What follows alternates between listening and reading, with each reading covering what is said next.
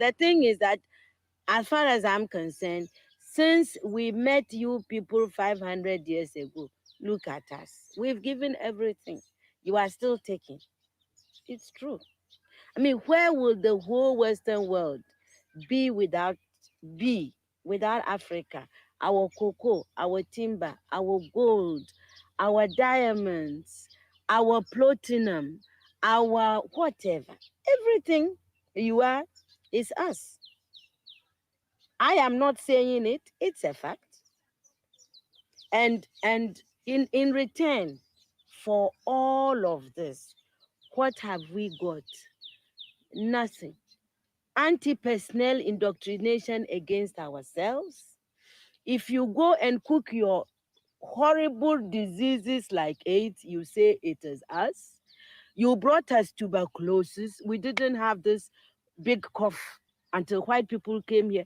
In exchange for in exchange for Africa giving Europe 500 solid years of our people, I mean, not Europe, the Western world, of our human beings to work your canes, to dig your gold, to taking gold itself, diamond, I mean, fish, peanuts, palm oil, everything. In exchange for that, we have got nothing, nothing. And you know it, nothing. And you look upon, white folks look upon us like monkeys. It is true. It's in your literature. Hey, some of your best thinkers have said this about us. Have you heard of all these Germans? Have you heard? Okay. Yes. They said Lord Yes. Burton, people like that. They said we don't even have the brain of animals. That's what we've got from you people. But don't you think that this is over now? Over where? Is it over? Who said that eight came from the green monkey? Welcome, comrades, to another live stream on the RBN network. I know we promoted it as Free Black America Podcast, but it's still a Free Black America episode. But we're going to call this the Nick and CJ show because Nick is here. What's up, Nick? How you doing? What's popping, people? What's up, friends and family?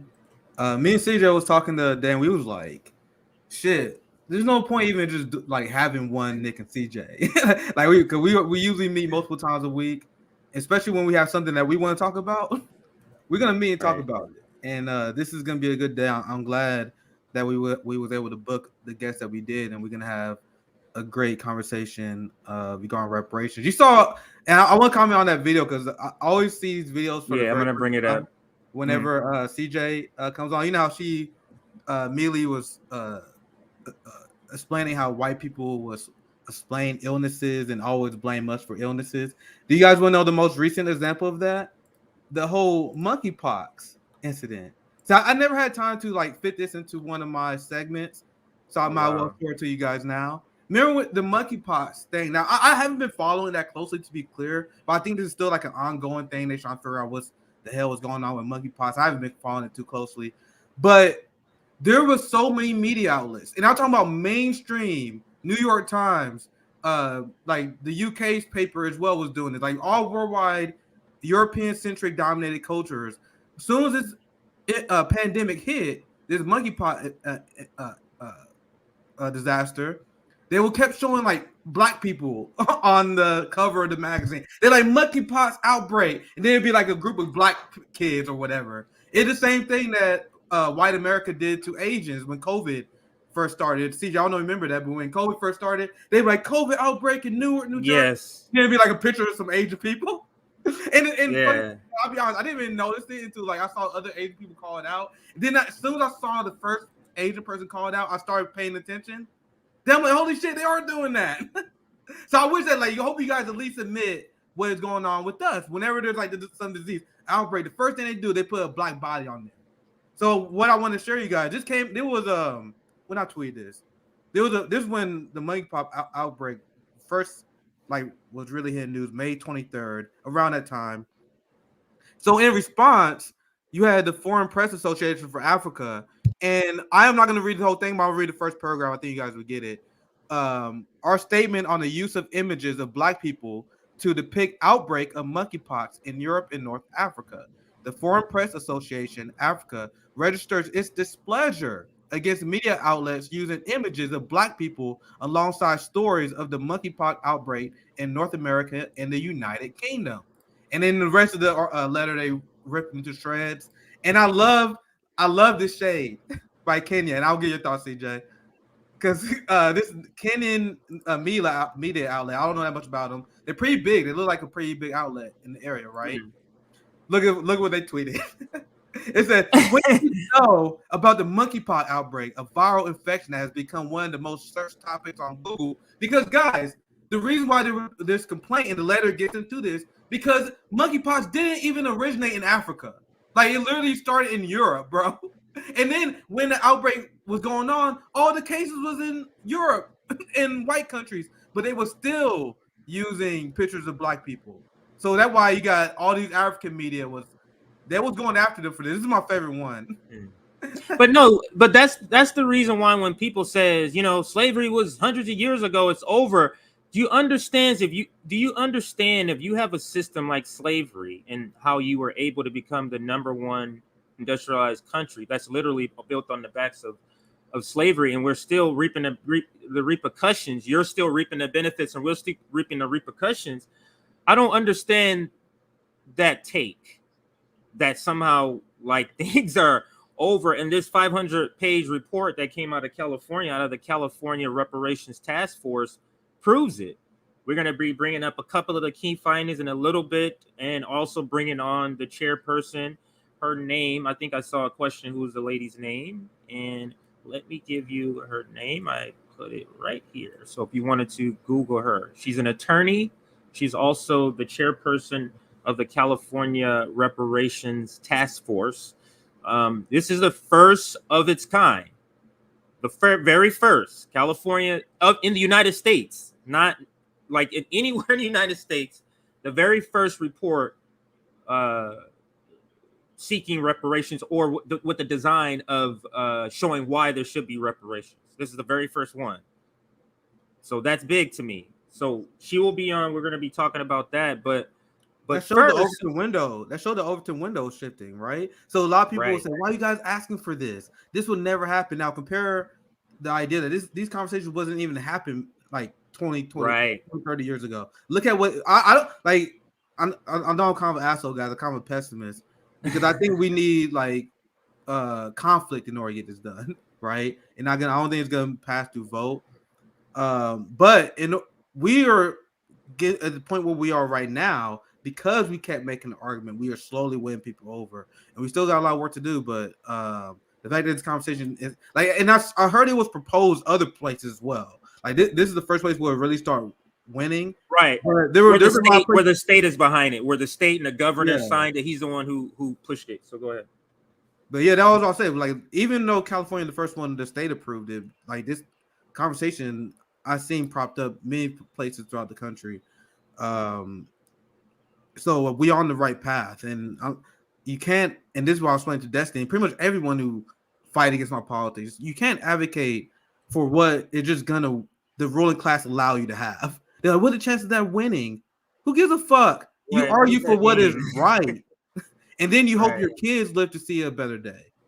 That's how we got people think the civil rights movement started in the 60s. That just started like as soon as they started long before that. Yeah, during Reconstruction, the Black Code era is when the civil rights movement started. But it took generation after generation, and then even in the 40s and 50s, people like, no way this is gonna happen.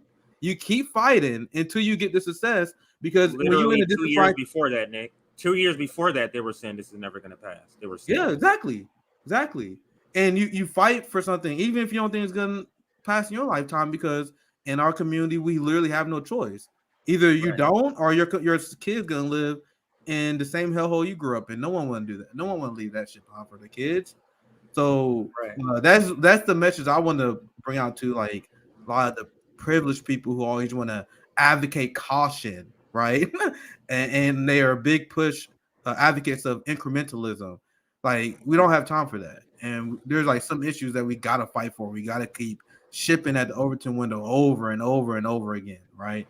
So I'll pass it back to you, TJ. No, yeah, actually, agree with all of that. I do want to play this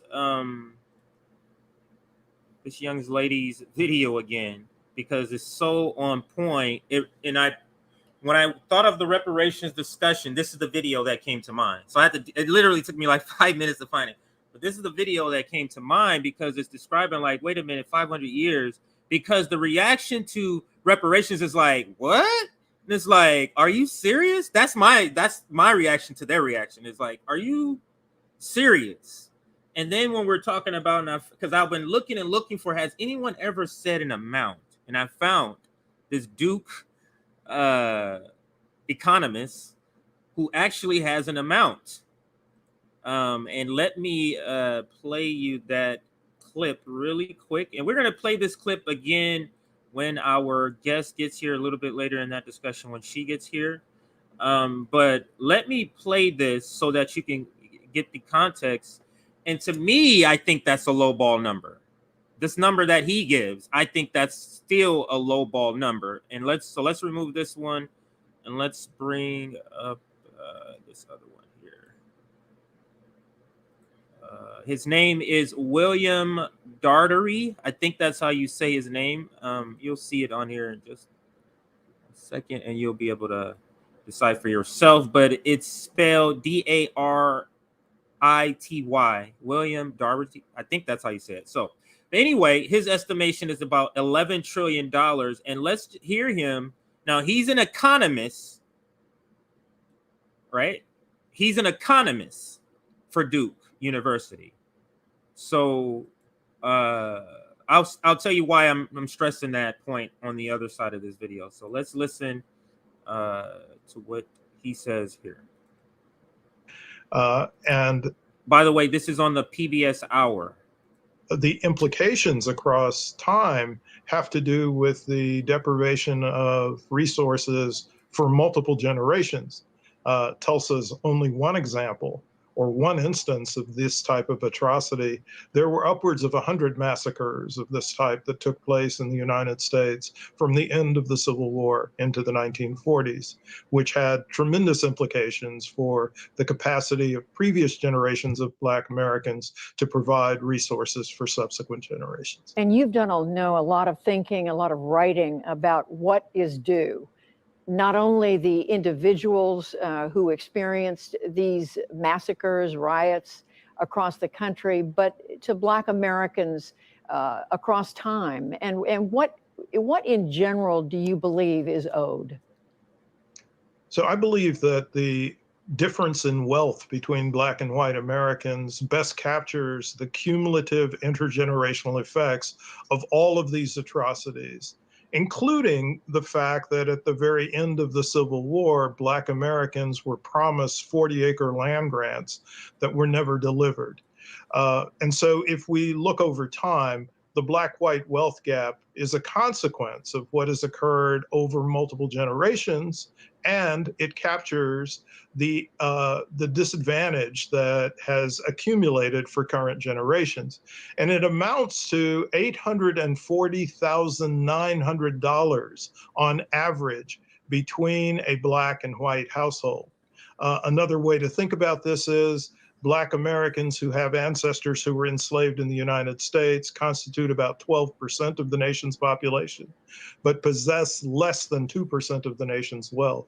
So if we were going to close that gap, it would require us to make a national expenditure in excess of $11 trillion. 11 trillion, an enormous sum. Right. So 11 trillion. They can come up with it. That's nothing to them. That's nothing. Yeah. And the thing is, I think that's a low ball number. I think that's a low ball number because is that punitive damages, pain and suffering? Does that include pain and suffering? Like I think his calculation is just coming up with the literal economic money that was extracted or economic money that would have been withheld, economic money that would have been passed down in inheritance. But what about the pain? Go ahead. So the war on terror cost $8 trillion. So our thing is like, hey, we got chill. Don't wage no war for a little bit. You guys got it. Just pull back your military bases. Stop bombing other countries. And you guys are good for it. Trust me. Just don't do that. But go back to you. I just want to add that point. I think they're good for it. They're good for it. Do you think we'll ever see that number? This is why we need to start educating our brothers and sisters, CJ. Like, you guys think they're gonna give they're gonna give us this at the ballot box? They're not gonna give this our debt that is owed to us at the ballot box. That's why a lot of black liberals out for reparations, they deeply confuse me. What is your path? Like, we don't preach revolutionary thought. We don't preach Marxism because we expect them to pay our reparations. We had this uncomfortable conversation the other day. Like, if you're a Marxist and if you're a socialist in this country, your goal should be to be able to achieve socialism. Whether you're gonna think that you're gonna accomplish that anytime soon, or whether you're gonna pass it down to your kids or your grandkids, that should be the end goal. And we know our state does not concede anything without intense struggle. So I think it will only happen if we have like an armed revolution. It's gonna get violent and it's gonna be self-defense. And that's not just for reparations, guys. It's very relevant to this conversation, but this is relevant in terms of ending the prison industrial complex, ending the Pentagon. Mm-hmm. We have an ask to end and abolish the CIA. You think they're gonna let that happen? So even if we are successful at abolishing the CIA, what do you think is gonna happen next? So that's just my thought to start off with. I'll pass to you, CJ, before I scare you guys off too much. I just want to let you guys know what we're up against too, because that's important to understand. All right, let me do a quick chat check before our guest gets here. She'll be showing up in the next 5 or 10 minutes. So let me do a quick check. Hate YouTube. Oh my God. Okay, let me get here. 11 trillion sounds about right. The empire can afford it. That's the same thing you were saying. That's super patriot. Guys, they literally pumped trillions into our markets and Wall Street in 2020. I think they pumped like 5 trillion in literally 1 month into Wall Street. If they can spend that amount bailing out the 1% and their rich friends, if they can spend about $1 trillion on almost on fighter jet programs, all you gotta do is just cut back on your imperialism, America. Don't worry, I think you can do it. Just stop bombing other countries, stop poisoning the environment, and you can pay us our debt. It's just that simple. Stop paying off your rich friends. If you're a poor white person and you're watching this, you're horrified right now. I am literally asking you why. No, I'm for real. Like, if you're a poor white person watching this, I am literally asking you, why are you scared? Motherfucker, you not paying for it. You got no money. Nigga, we taking. And that's the question I was just about to ask, Nick. Is that they're gonna say, well, who's paying for that? And my reaction is, that ain't none of my business. None of my business. That don't have nothing to do with me. It's due. What? How? Figure that out. Pay the money. I would say it doesn't, like, CJ, I can make the argument that reparations will help them. Guys, how you guys think economies and markets work? Imagine if you're a poor working white guy, you got a lot of black people in your neighborhood, you got small business. Where do you think that money's going? You got establishment in the ghetto, and we get reparations. What the fuck do you think that money? What do you think we're gonna spend it? What do you think we're spending the money for? And two, you guys gonna benefit too. Then our society, the economy is gonna grow because you got a large spending base. You got a society that started to become functional. A society that spends its money on its people instead of the military and bombing people. That will help you guys out too. And the funny thing is they know this too. A lot of these people, their racial resentment is so strong. They rather society not get better, just so they can say, "No, I don't want these motherfuckers getting a check." Because I can strongly make the argument that everyone would be helped by this. We literally taking the money that was stolen by imperialists and colonizers that is not helping you. That's an argument I can make after Marcia. Sorry, go ahead, CJ. Yeah, and it has nothing. Yeah, it's not your money. So I guess the question somebody had. Let me see if this is her name here. So I'm gonna put it back on the screen. So the question earlier, I'll take that off, was who? When they asked who's the name of the lady, I thought they meant the guest. So they mean the video that I played, and I think it may say her name. It is an African name, so the pronunciation I will not be good at, and I'll just let you see what it is. So it has her quote, and then it says Ama, A-M-A, Ata. I don't know if this is a different language she's saying or this is her name. But there's a Christina right here. It says Christina Ama, A-I-D-O-O-O. So you can try to Google that name. I'll put it up on the screen in a little bit later. But let me play the video one more time before our guest. I think the guest will be arriving in just a few minutes here. But let's play the video again since it's here. And I was going to play it anyway because I do want to. This video, so to me, sums up the argument of that was so long ago. Why now? And it's just the absurdity of, because it was long ago, that means you're not supposed to pay it. So fucking that's what's weird to me. That's what's weird. But let's listen to how she breaks this down. The thing is that, as far as I'm concerned, since we met you people 500 years ago, look at us. We've given everything. You are still taking. It's true. I mean, where will the whole Western world be without Africa? Our cocoa, our timber, our gold, our diamonds, our platinum, our whatever. Everything you are is us. I am not saying it, it's a fact. And in return for all of this, what have we got? Nothing. Anti-personnel indoctrination against ourselves. If you go and cook your horrible diseases like AIDS, you say it is us. You brought us tuberculosis. We didn't have this big cough until white people came here. In exchange for Yeah, I mean, I love that video. I haven't posted it in a while. But still love that video. Just messaged our guest to make sure she gets here. Make sure that the link and everything is working. But what I want to do, Nick, is bring up the key findings. So let's get to part of the report. We went through a couple of the comments in the chat. This is the Nick and CJ show again. Oh, make sure you like this stream.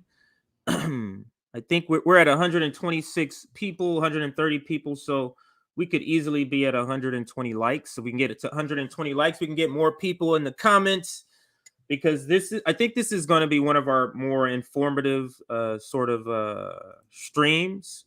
So this is I was joking with CJ earlier. Like, people love the drama. This is not gonna be one of the videos that gonna attract a lot of attention, but these are one of the educational videos that has to be done. These are one of the things that we have to educate people on. So I love these kind of conversations.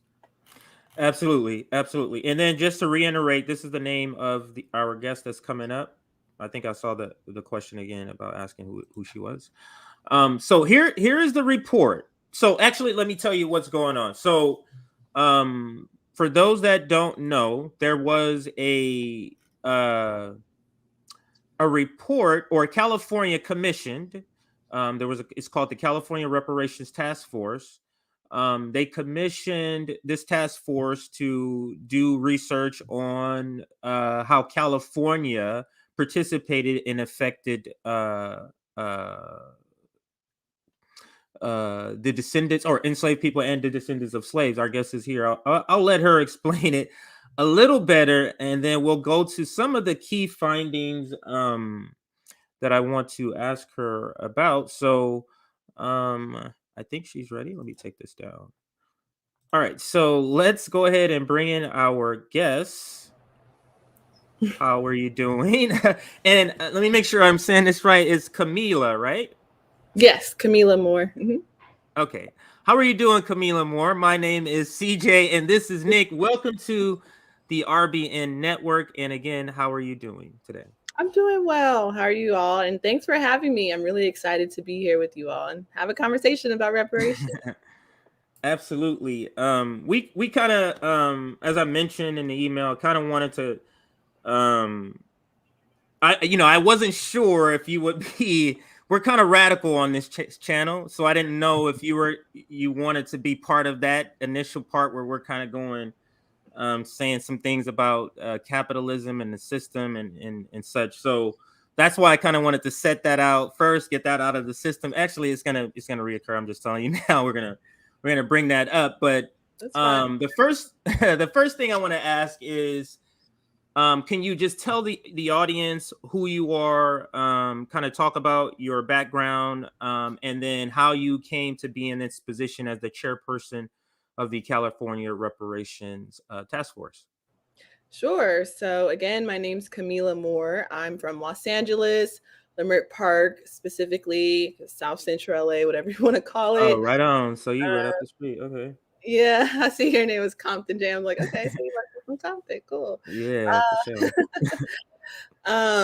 Yeah, I went to UCLA for undergrad, and I was really involved in, activism there. I was the chairperson of the African Student Union there. I did a lot of activism work around abolition and private prison divestment as well. And then, I took a couple of years off, did some teaching, and then I applied to law school. So I went to Columbia Law School in New York City, where I primarily studied intellectual property, but I also studied quite intensely international law and international criminal law. And I also obtained a dual degree from the University of Amsterdam while I was a law student at Columbia, and through a study abroad program. So I have an LLM as well as a JD, an LLM in international criminal law. And when I was in Amsterdam, I wrote a thesis on global reparatory justice for people of African descent, for the transatlantic slave trade, the institution of slavery, and their legacies, particularly focusing on, Black American descendants of chattel slaves, and also Black Brazilians and Black Colombians, and finding parallels between those groups in terms of our situation, and then also in terms of reparations advocacy. But how I got on this task force, it was open to the public. As you all know, the task force scopes and powers are predicated on a legislative bill that was signed into law by Governor Gavin Newsom in September 2020. It was championed by then Assembly member Shirley Weber. She's now the Secretary of State, and she just won the primary yesterday. And so Secretary Weber championed AB 3121, shepherded bipartisan support for the bill, also worked alongside grassroots organizers from California and the LA area to get this bill passed. And so Governor Gavin Newsom appointed 5 people to the task force. The California Speaker of the Assembly appointed 2 people, and then the California Speaker of the Senate appointed 2 people. And I was appointed by California Speaker of the Assembly, Anthony Rendon. And I really utilized, to conclude, I utilized my experience as a reparatory justice scholar, as an international law scholar, to get on the commission, because if you look at the statute, AB 3121, it states that the task force final recommendations must comport with international human rights law standards. And so I leveraged my experience as a human rights law scholar and expert to be on the commission. And I was elected to be the chairperson at our first meeting by my fellow task force members last June. Wow. That's a lot. But what I heard, I don't know if Nick heard the same thing. I looked at him. I heard this person is going to be on our network up quite a bit in the future here. That's what I heard, because you said abolition right from, I'm like, what? Yeah, there abolition, was a lot of, you said that perked up my ears. Go ahead, Nick. Yeah, I was about to say, yeah, there was a lot there, and I knew we had great guests as soon as I heard abolition as well, because that's something I'm very passionate about. But it's just good to see a lot of the work you did, and I'm looking forward to this conversation. So I'll pass it back to you, CJ. Absolutely. Let me start with this question. This wasn't the plan, but because we believe any sort of proletariat win is going to come on the heels of an international perspective. So that's what we believe here. Um, so look, no, actually, let me go in the order that I was going to do. So once you're presented with this task of being the chairperson, what is the task? Like, essentially, what is the ask of this task force? Yes, so the ask of the task force. So the task force is supposed to be 2 years long. So we first started meeting in June of last year. And so I characterize this past year as the study phase. So we've had, particularly like bi-monthly virtual public hearings since this past June, where we've discussed substantive topics chronologically, starting with the institution of slavery, and the transatlantic slave trade, to the Great Migration, to Jim Crow and the genocidal policies that define that era, to more contemporary harms against the African American community. And throughout this past year, as we've discussed those substantive topics in a virtual public hearing setting, we've also invited people to provide personal and expert testimony on each of those topics. And if people are interested in watching our past hearings, you can go to our YouTube page, which is on the California DOJ's website. But now that we've released this report that was released June 1, that characterizes the mark or the transition from the study phase that we were in to now this next year, which I characterize will be the development stage, where now that we've collected this evidence over this past year that clearly substantiates the claim for reparations for African Americans on a local, state, and federal level, now the task force members, as 9 members, need to have substantive conversations about what does reparations look like in light of all of the evidence that we've collected. So we have a year left to do that. Absolutely. And I'm not asking you if you don't know everybody's name, but who are some of the people that is on this panel besides yourself? Yeah, or this task force, I should say. So Vice Chair Pastor Amos Brown, he is from Mississippi originally, but he is a famous pastor at Third Baptist Church. He was a student of Reverend Martin Luther King Jr. And very involved in the civil rights movement. So he's the vice chair, Pastor Amos Brown. You also have Jovan Scott Lewis, or Dr. Jovan Scott Lewis, I should say, who's the chair of the geography department at UC Berkeley. He's also a Jamaican American. We have Don Tamaki, who is a lawyer and a civil rights advocate. And he's most notable for arguing before the Supreme Court, Korematsu versus US. So he was highly involved in the Japanese American redress movement. So he's on the committee. There's also Lisa Holder. She is a civil rights attorney who has worked on affirmative action cases and other civil rights related cases. There's also 2 elected officials on the task force, namely Senator Stephen Bradford and Assembly Member Reggie Jones Sawyer. And there's also San Diego City Council member Monica Montgomery Stepp. So those are the 9 people that comprise of the task force. And Dr. Cheryl Grills, who is a psychologist at Loyola Marymount University. Excuse me.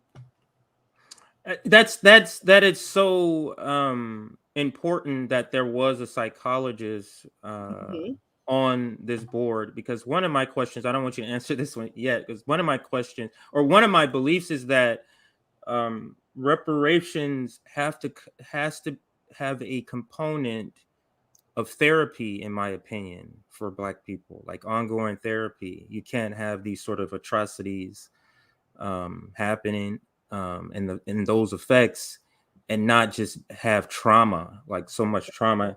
That is so for Nick, he has certain passions. For me, I address on this network, trauma is what I like to is one of my causes. The trauma from oppression, the trauma from the police state in particular. So then let's go to my next question. I'm sorry, I get on a tangent on this particular topic. Before we get to some of the key findings, just from your personal point of view, what was there anything surprising that you found that you thought, you've studied this, you've been in in this sort of topic or subject matter for a while, but was there something that even after doing this report you was like, wow, I didn't know that, or this was jarring to me or surprising to me? I guess there's two things. So early on in the process, last September, we had a virtual public hearing about California's role in maintaining and perpetuating the system of slavery. And I think, the dominant narrative that, I learned as a student growing up in California is that California entered into the Union as a free state. California didn't have any enslaved people or enslaved Africans or Black people. And, I learned through this process that that was not true, right? I learned from people like Professor Stacy Smith out of the University of Oregon, who provided expert testimony that, in fact, around in 1852, there were at least 1,500 enslaved Black people in California.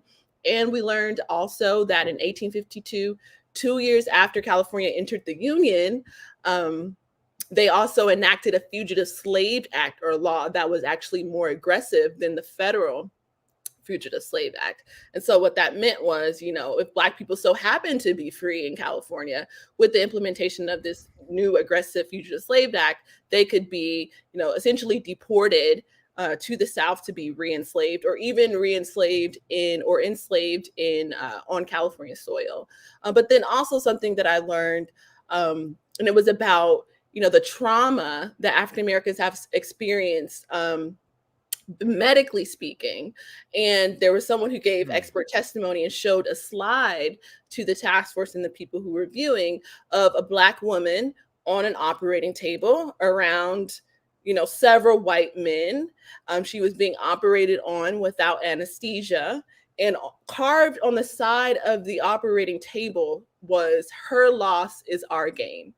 That struck me to my core, and it just moved me, and it just elucidated to me the sheer terror that our ancestors experienced in the afterlife of what we call chattel slavery, that we're still experiencing as well.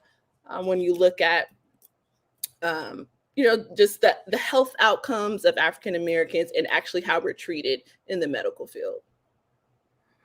Yeah, that story, that sort of callousness, her loss or her pain is our gain. Like you can see that as the philosophy of white supremacy, and that's how they look at people other than white. You see that through American or the United States foreign policy. Clearly, you see that.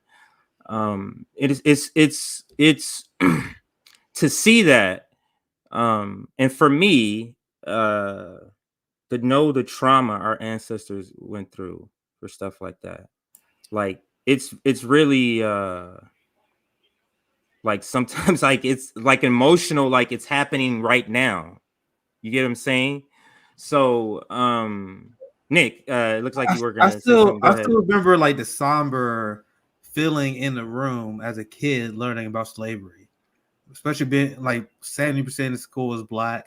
So then we all be in the school like, what is this? What? And then it was like this shock when you heard. And then I remember in school watching isn't the Roots the famous, am I getting that right? That famous slave movie? Yeah, we watched that back in school. It's been a long time. It was a long time. And then I remember like kids were crying, man, like watching that shit, man. It was devastating. I still don't know. I guess it was important to show to us. I'm like, damn, it was devastating. And I like your idea, CJ, and I like the idea of healing trauma, mental health being a giant part of this. I'm 31 years old. I've never been to a therapist. Like mental health is something I literally only had to work on my own. Like that never was even an option for me and a lot of people who I'm around. And people have no idea, especially with the history of trauma that we've been through, the trauma that we are still going through right now because of wealth disparity, because of state violence, like how that actually impacts us in our everyday lives.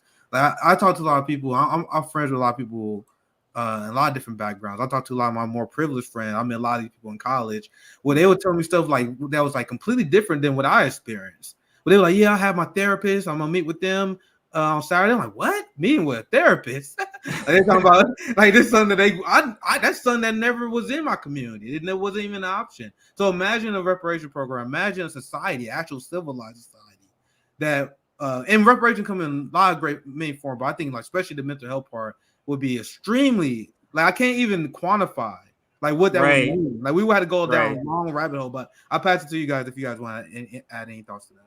No, that's that to me that is so, because material money, but if your being is not corrected, you get what I'm saying? It's still not, you're not resting.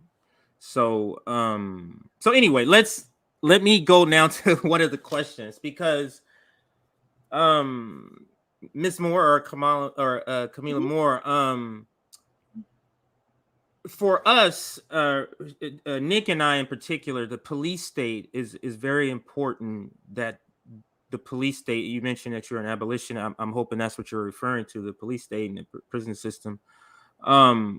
That's very important to me. So that's one of my questions is, does this report detail the pain or the atrocities inflicted on the Black community by the police state?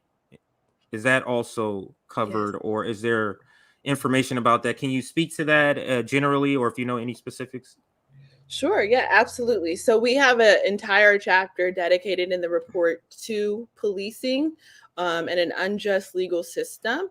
And which is really great about this report is that there's a California breakdown in each chapter, which clearly demonstrates California's role in this instance, perpetuating anti-Black policing against the African-American community. But then there's also a nationwide breakdown that talks about the federal government's role in doing the same. I'm starting with, obviously the institution of slavery or enslavement.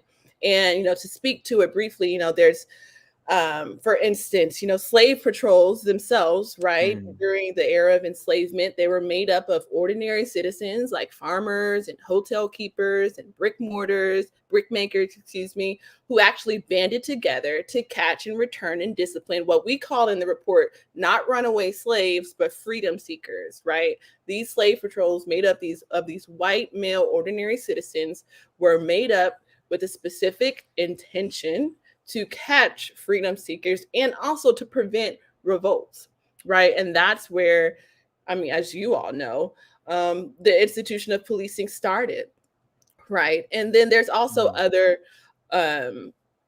data that's in the report that talks about, for instance, we all know this, African Americans are 3 times more likely to be killed by the police, right? Also, I learned through this process, the Los Angeles Police Department, we're both from LA, right? The largest police department in California and one of the largest in the country, actually once referred to African American suspects as dog biscuits. So, paperwork.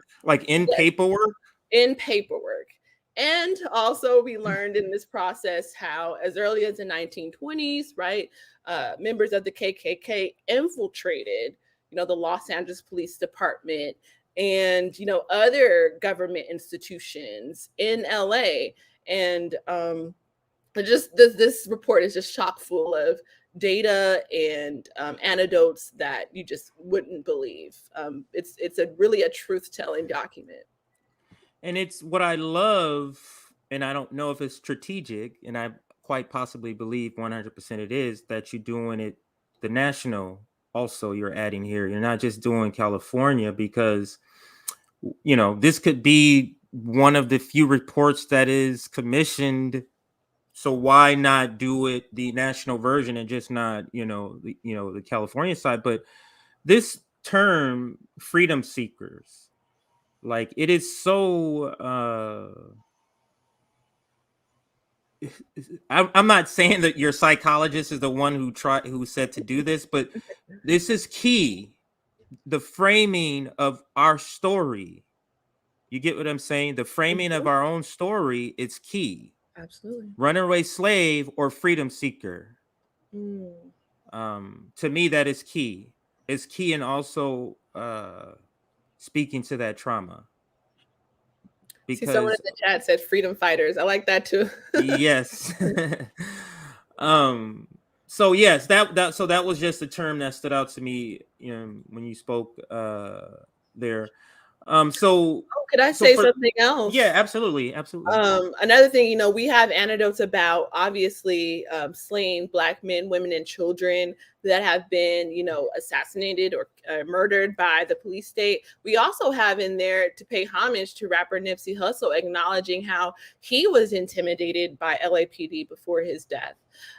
For essentially organizing and having a space in his hometown on Slauson and Crenshaw that he was trying to build up for his community, but LAPD was intimidated by that, and there's data and facts to support that he was intimidated, and that's also in the report.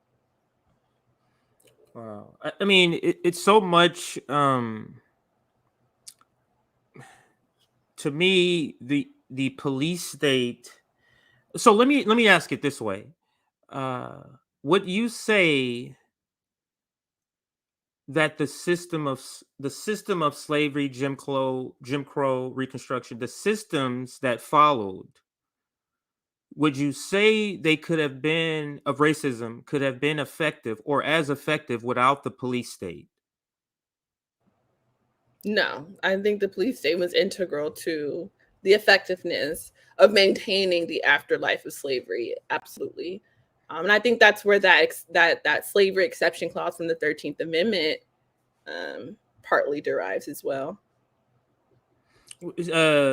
Speak to that point, or can you further explain what you mean by that? Oh yeah, well, we know the 13th Amendment abolished slavery, but that was really only a name because there was a slavery exception clause. Scholars debate who that slavery exception clause was supposed to be for. Some scholars debate that no, that slavery exception clause where it says, all slavery is illegal except for if you're punished for a crime. Some scholars say that was reserved for Black people, but some say it was reserved for white Confederates who, white Confederates. But that's a long story. I don't want to get into that.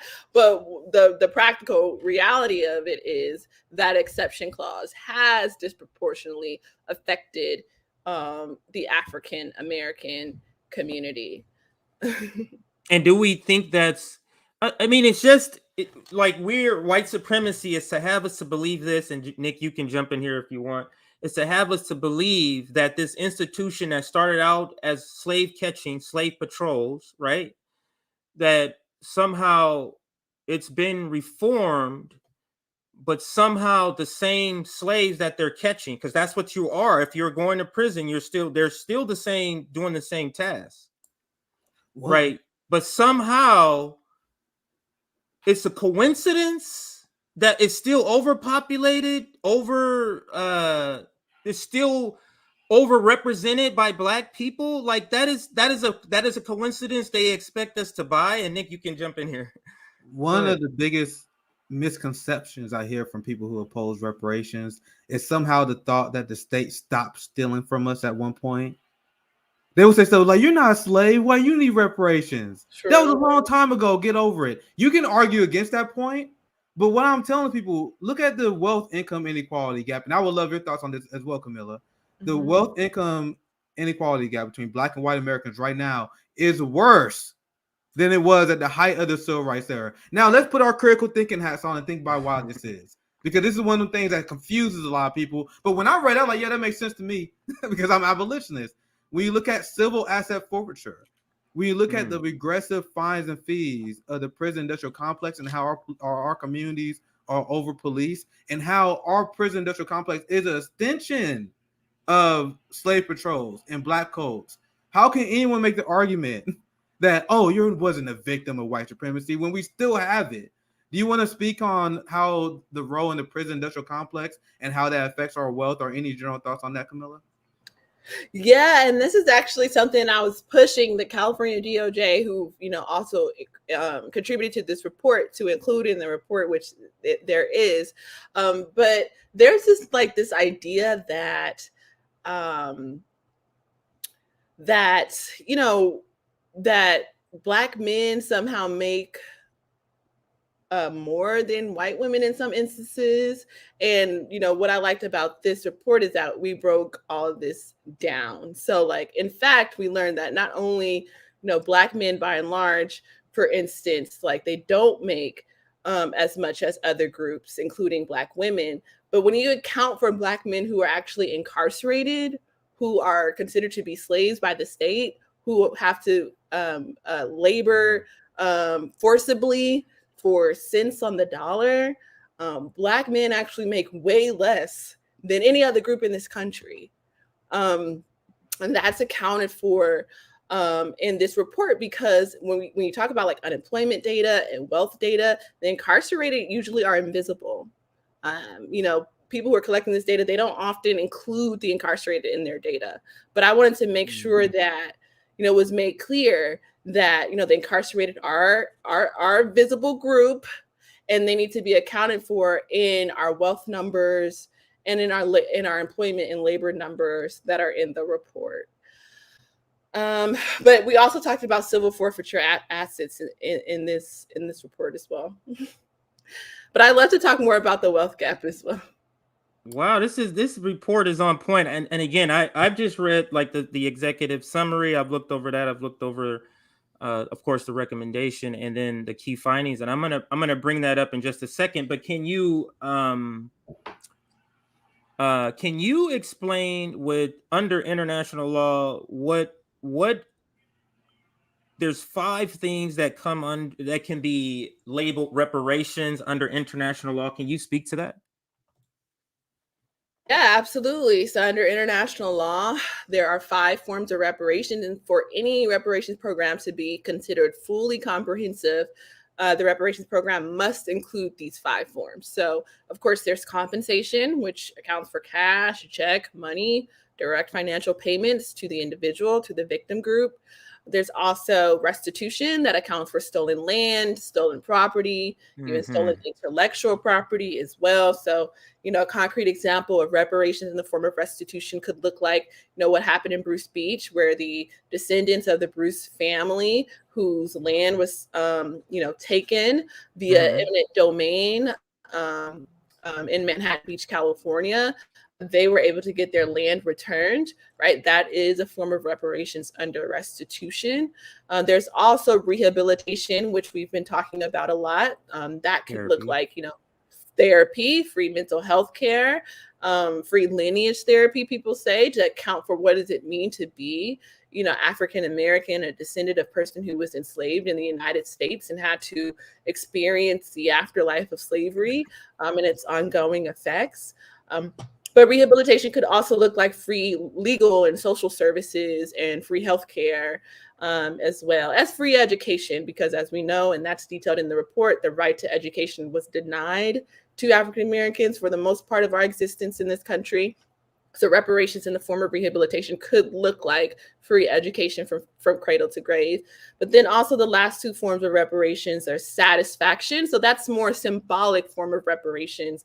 And you're kind of already seeing that happen. And I think that that's the critique a lot from Black people. Is like, we don't need all these George Floyd statues and these street namings and painting Black Lives Matter on the streets. Like, that's great, but that's not really fully comprehensive, because we're missing our check, we're missing rehabilitation, we're missing restitution. And then lastly, guarantees of non-repetition. And that really gets to, okay, like structural change. What are the ways in which you can guarantee the state to stop harming you? And that's the more complicated question, because we're living in the United States. We're living in the belly of the beast. So how do you actually form reparations in the form of guarantees and non-repetition? What type of laws need to be reversed or implemented to guarantee the state to stop harming the victim group? And in this context, it would be African Americans. Well, that is a very good setup for this question here. Now Nick have described us as a Marxist-Leninist organization here. So as an anti-capitalist, I believe you can't separate racism and these things that we're talking about, in particular against Black folks in the United States. You can't separate that from the system of capitalism. So with that said, and with this last point that you're making, not re-affecting or re-offending said victim, like what sort of recommendations could address the effects of capitalism, the future racism that is going to come inevitably from a system of called capitalism. In other words, how can reparations address the ongoing and future harm that the system of capitalism will bring? That is a brilliant question, and it's something that I'm personally still contemplating. It's also something that the task force is still contemplating, because that's what this upcoming year is going to be about. It's just having substantive conversations about these different forms of reparations under international law, and also hearing from the public about what they consider, particularly the descendant community, hearing from the descendant community, because under international law, the descendant or the victim groups are supposed to be the ones leading what reparations looks like to them. So, I'm looking. Could I come and talk? Could I come and talk and Oh say yeah, some stuff? absolutely, Okay. Yeah, I'm gonna definitely. absolutely be down there to say some stuff. Yeah, we actually We'll are put a having list together. our next in-person hearing is in September in Los Angeles. Date and time. Oh, perfect. So yeah, Absolutely. We'll be in contact about that. But I'm sorry, I cut you off, but I wanted to so continue if with what you're saying. No, we're still thinking about that as a task force, and I am individually. There are some people in the grassroots reparations space that have already started to provide some potential answers for that, and people have talked about, what about making, African American or American freedmen, and a quick note by American freedmen, I'm talking about African Americans, but in the reparations space, due to people like Be the Power, they also have a YouTube channel. They're coined with kind of resurrecting the term of American freedmen. Essentially, that was a group of people who were emancipated by virtue of the 13th Amendment of the U.S. Constitution, but made U.S. citizens in 1868 via the 14th Amendment. And so people in the reparations space are talking about, okay, maybe let's, make African American or American freedmen a protected class status, so that in the event that people, commit hate crimes against us or something, that's expedited, or it's a lot. I don't know. It's a lot. It's a lot involved. State, yeah, but we're still figuring it out. it is a question, but I'm curious to know what Nick has to say about this question, like. Because when you're talking about international law and the five, I don't know if it's called ways, but the 5 ways to express 5 reparations, 5 forms of reparations. I'm sorry, I couldn't think of the word, but 5 forms of reparation. And what is the official way of saying it? Is not reoffending, or what? How did you say? Guarantees of non-repetition. Right. So Nick, my question to you is, how would they sort of address guarantee not reoffending, but we still have the system of capitalism? How would you address that, or how do you think about that? What do you think about when that? we were talking about this before our guest joined, this is why I said a lot of Black liberals who support reparations really confuse me, because I am challenging you guys to name one time capitalism has existed without slavery. It has not. It cannot. Even with slavery, it is still deeply unstable. Take away their slave labor, their system fall apart, and they're not going to allow that.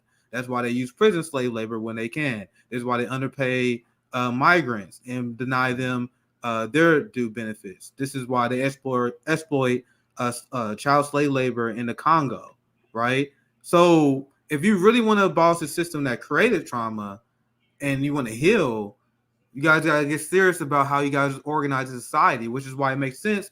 Camilla is obviously intellectually consistent because she mentioned earlier how she's abolitionist, or at least sympathetic to abolitionist ideas. I have a hard time understanding where people are coming from, right? I'm not going to get mad at them because obviously they support reparation. I don't understand where they are coming from if they are a capitalist, if they are a Black liberal, because even if we do pass some form of reparations, as I mentioned before, without Medicare for all, without free healthcare, the only thing we're doing, we're giving that cash right back to big pharma, to CEOs, right? We will get that money right back to our daily standard of living that has gone up. Like whether we can pass reparations, but we're gonna get that money to the landlords who are jacking up rents. Like you guys saw JB's situation, unfortunately, right? So those are serious questions. I mean, you guys know my solution, right? I think we need to implement socialism, abolish the prison industrial complex, and these are just starting points of what we need to do to start healing not only our community but other communities that disenfranchised. But even me saying that, it's considered like an untenable position in Washington D.C. And if you don't mind, CJ, I actually want to pivot in this question. I want to ask her because I think this absolutely. Go ahead. Because I think this is related to what I'm saying. I wanted to ask you because even the most progressive people that's in Washington D.C., the most recent example is Nina Turner. Nina Turner is considered a progressive firebrand, and she's a black woman, a black progressive leftist, but she wasn't running on reparations. And she asking questions about, oh my God, I lost, but you're running in reparations in a majority black district. So even in a majority black district, or at least a large segment of voting population, let me add that part. It was heavily black. I'm going to say that. I don't know the exact makeup. So even in a heavily black district, the most progressive Democrat, black Democrat, doesn't run on reparations. The Black Congressional Caucus ran away from reparations. So my question to you, just based on your experience, why do you think there's this hesitancy for the black capitalist class, the black oligarchy to support reparations? Because you would think their community would benefit from that, right? What are your thoughts on that, Camilla, if you want to add to that? Well, I'll speak to like a recent experience where I was on a show talking about reparations, particularly on Reverend Al Sharpton's show on MSNBC. And one of the questions that he asked and led with the stat where he said, this percentage, I can't remember the percentage, so I won't say it, but this percentage of Americans do not support reparations in the form of cash. And so, the question was, if not cash, then what other forms of reparations would be beneficial? And I think that question, was telling about, the Black liberal position on reparations. It's this, I don't know if I want to characterize it as fear. Maybe it's this fear of what, other Americans, namely white Americans, European Americans, think. And, I addressed the question by saying what I said on this show. In order for reparations to be fully comprehensive, it must include cash. And the Taskforce is mandated with including cash in our proposals. That's what international law says. But I think the real crux of the issue for me is, at a certain point of time during enslavement, the majority of white people in this country didn't want us to be free. So why do we care? Why do we care? We freed ourselves. Like Black people, we are the movers, we're the shakers. If we cared about what white people thought, we would be in a far worse position than we actually already are. We are in a bad position already. I love that point. I love that point. That's the point that me and CJ were literally just making. Like you're not like, if you look at historically, we only need like this small percentage of white allies because there's going to be people that are moved by our arguments, right? And they're actually are humanitarians. We don't need the whole shebang. We need self-determination, and then the small percentage of white allies will help facilitate the movement. Because as there's been studies and experts that say you really only need, and this is what I got this from Professor Richard Wolff. He said you only really need 5 to 10% of the population on your side to elicit change, because there's so many people who are just going through the motions. They support the empire by default because they're neutral. But if shit gets popping, if it get rolling, then they will side with people looking for justice. That's why they say you only need like I'll bump it up. You only need maybe like 1/5 of people on your side really to get the ball moving. Then you can create social change, and that historically been proven true with us. White people was against the bus sit-ins. MLK had a horrific approval rating up to his death. So we always got shit done by having self-determination, and then we will have the small percent of the outside who's passionate that will help us, right? But I want to pass it back to CJ. That's my thought on that. No, perfect points. I did want to bring up the report now, or part of the report. Is this it here? Yes. and just kind of just talk about a couple of the bullet points. Let me get to the right page here.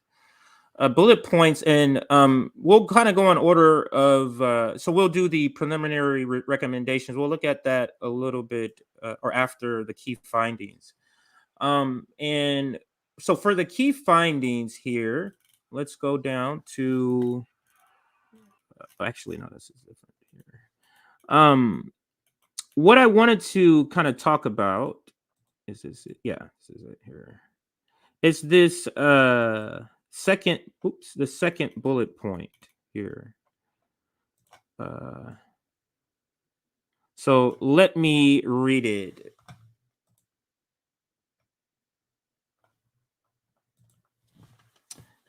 This system of white supremacy is a persistent badge of slavery that continues to be embedded today in numerous American and California legal, economic, and social and political systems. Throughout American history and across the entire country, laws and policies, violence, and terror has upheld white supremacy all over the country, but particular in the South during the era of legal segregation. Federal, state, and local governments directly engaged, supported, or failed to protect African Americans from the violence and terror aiming to subjugate African Americans.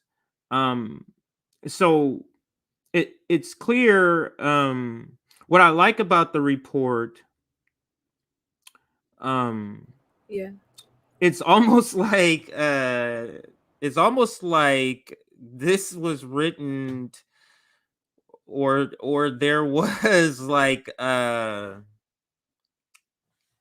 some black radicals in the room when they wrote this report. That's the softest language I can give it. I don't want to label people what I would label them, like what I label myself. So I'll just say there's a lot of it feels like there's a lot of perspective from the black radical tradition, because we're talking about violence and terror.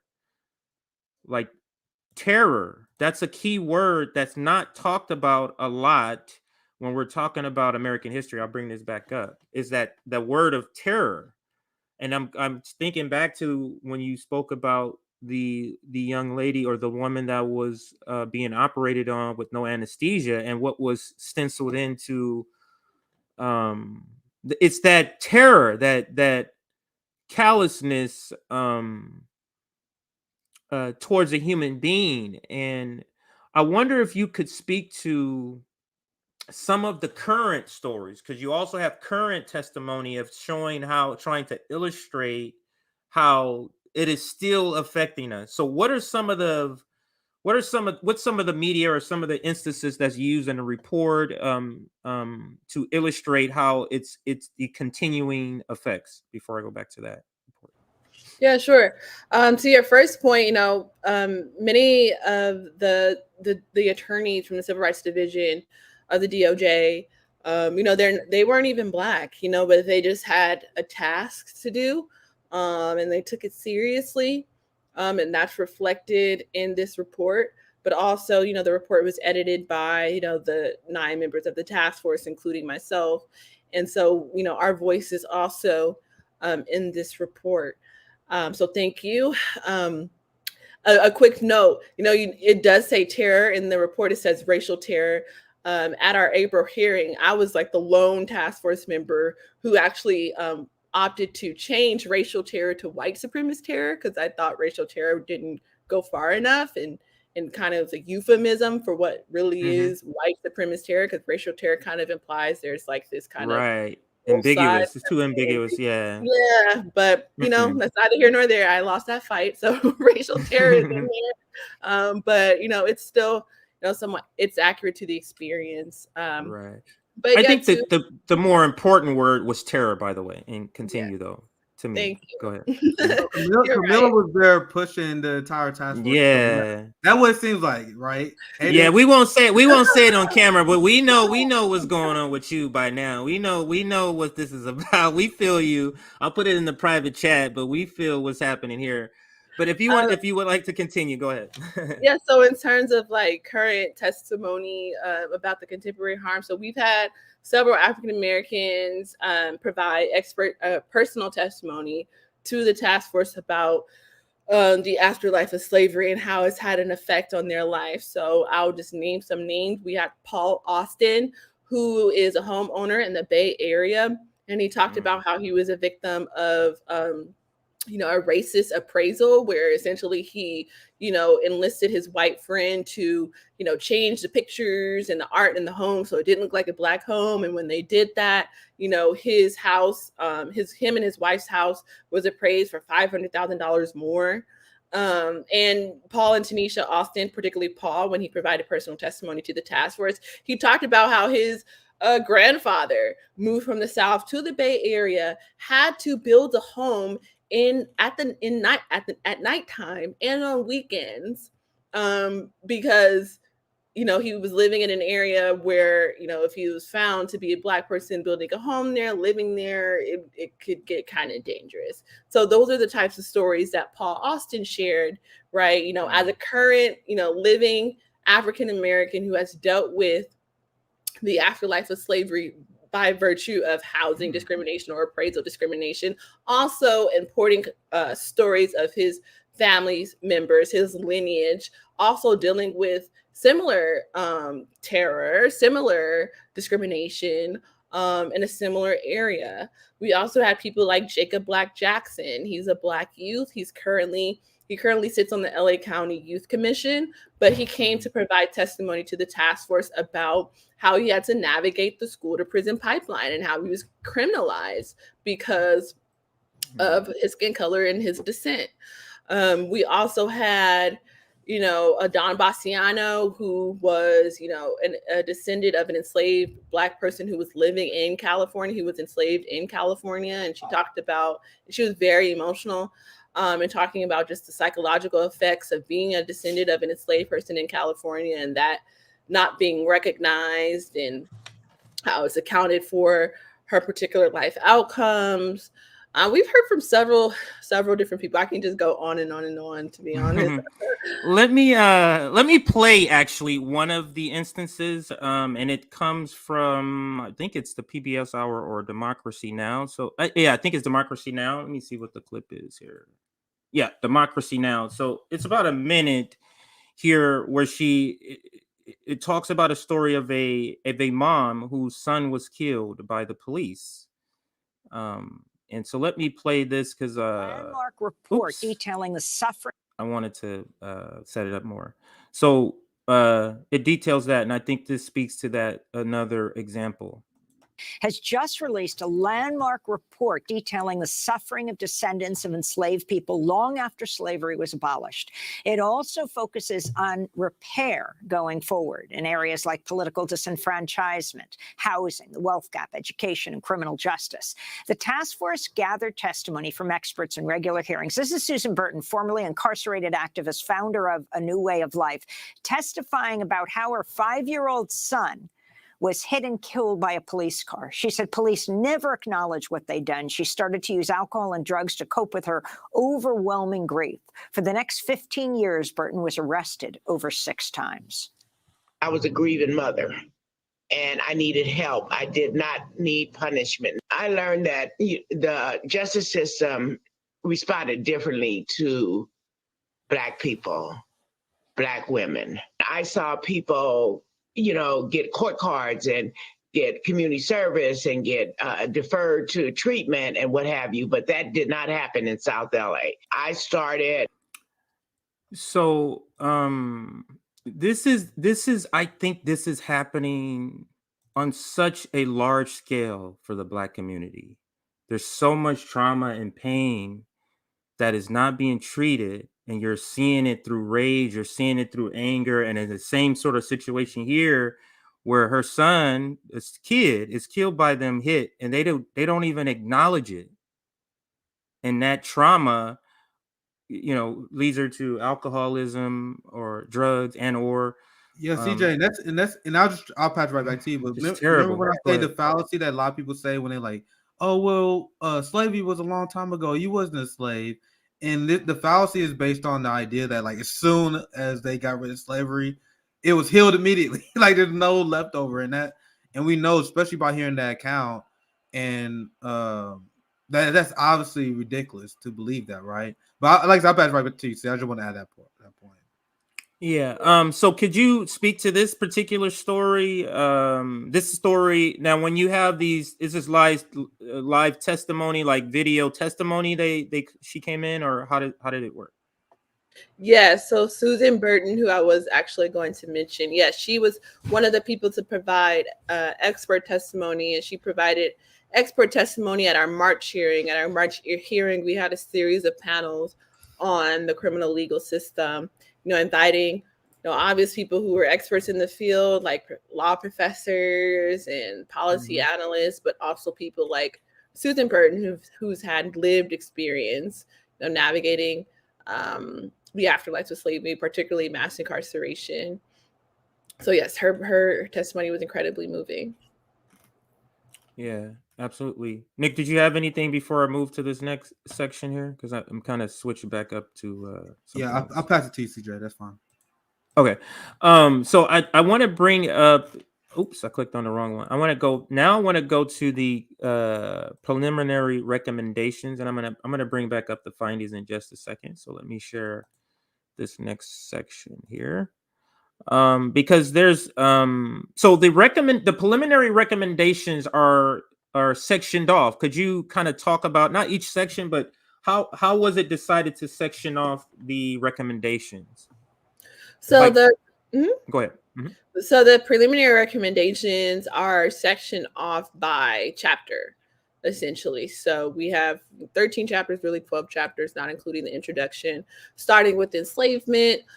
And so each of the preliminary recommendations correspond with the different chapters of the report. Yes, and one thing, this is kind of a side note, I guess it's still related. And researching, because we did a stream on the history of policing and slave patrols. So but what I've learned in doing that was that there were laws, not saying in California, but there were laws where all white men were responsible for slave, like you were responsible for slave catching, regardless if you were part of the group. Like everyone was responsible or had some level of responsibility. Maybe not going out regularly, but some level of responsibility to make sure those slaves were returned. So I thought that was pretty eye-opening, and you also spoke to that sort of, but is something like that mentioned in this report? I believe so. Oh my God, 500 pages, and I feel like I should. Yes, a lot. Yes, a lot. Well, let me ask you a more question. I mean, I said, in the beginning, slave patrols, they were made up of ordinary citizens, like so. Right. Bakers, that's what I meant. Like you did refer to it already, sort of, but this. Let me ask you about this, and we're gonna kind of bring this to a close. I don't want you to be here longer than maybe an hour, because we literally could go for several hours. Nick and I do it all the time. So, but under racial terror, one of the first bullet points, if not the first bullet point, says make it easier to hold law enforcement officers, including correctional officers and their employing agencies, accountable for unlawful harassment and violence, including, and then it goes into some examples. But could you, when you say make it easier,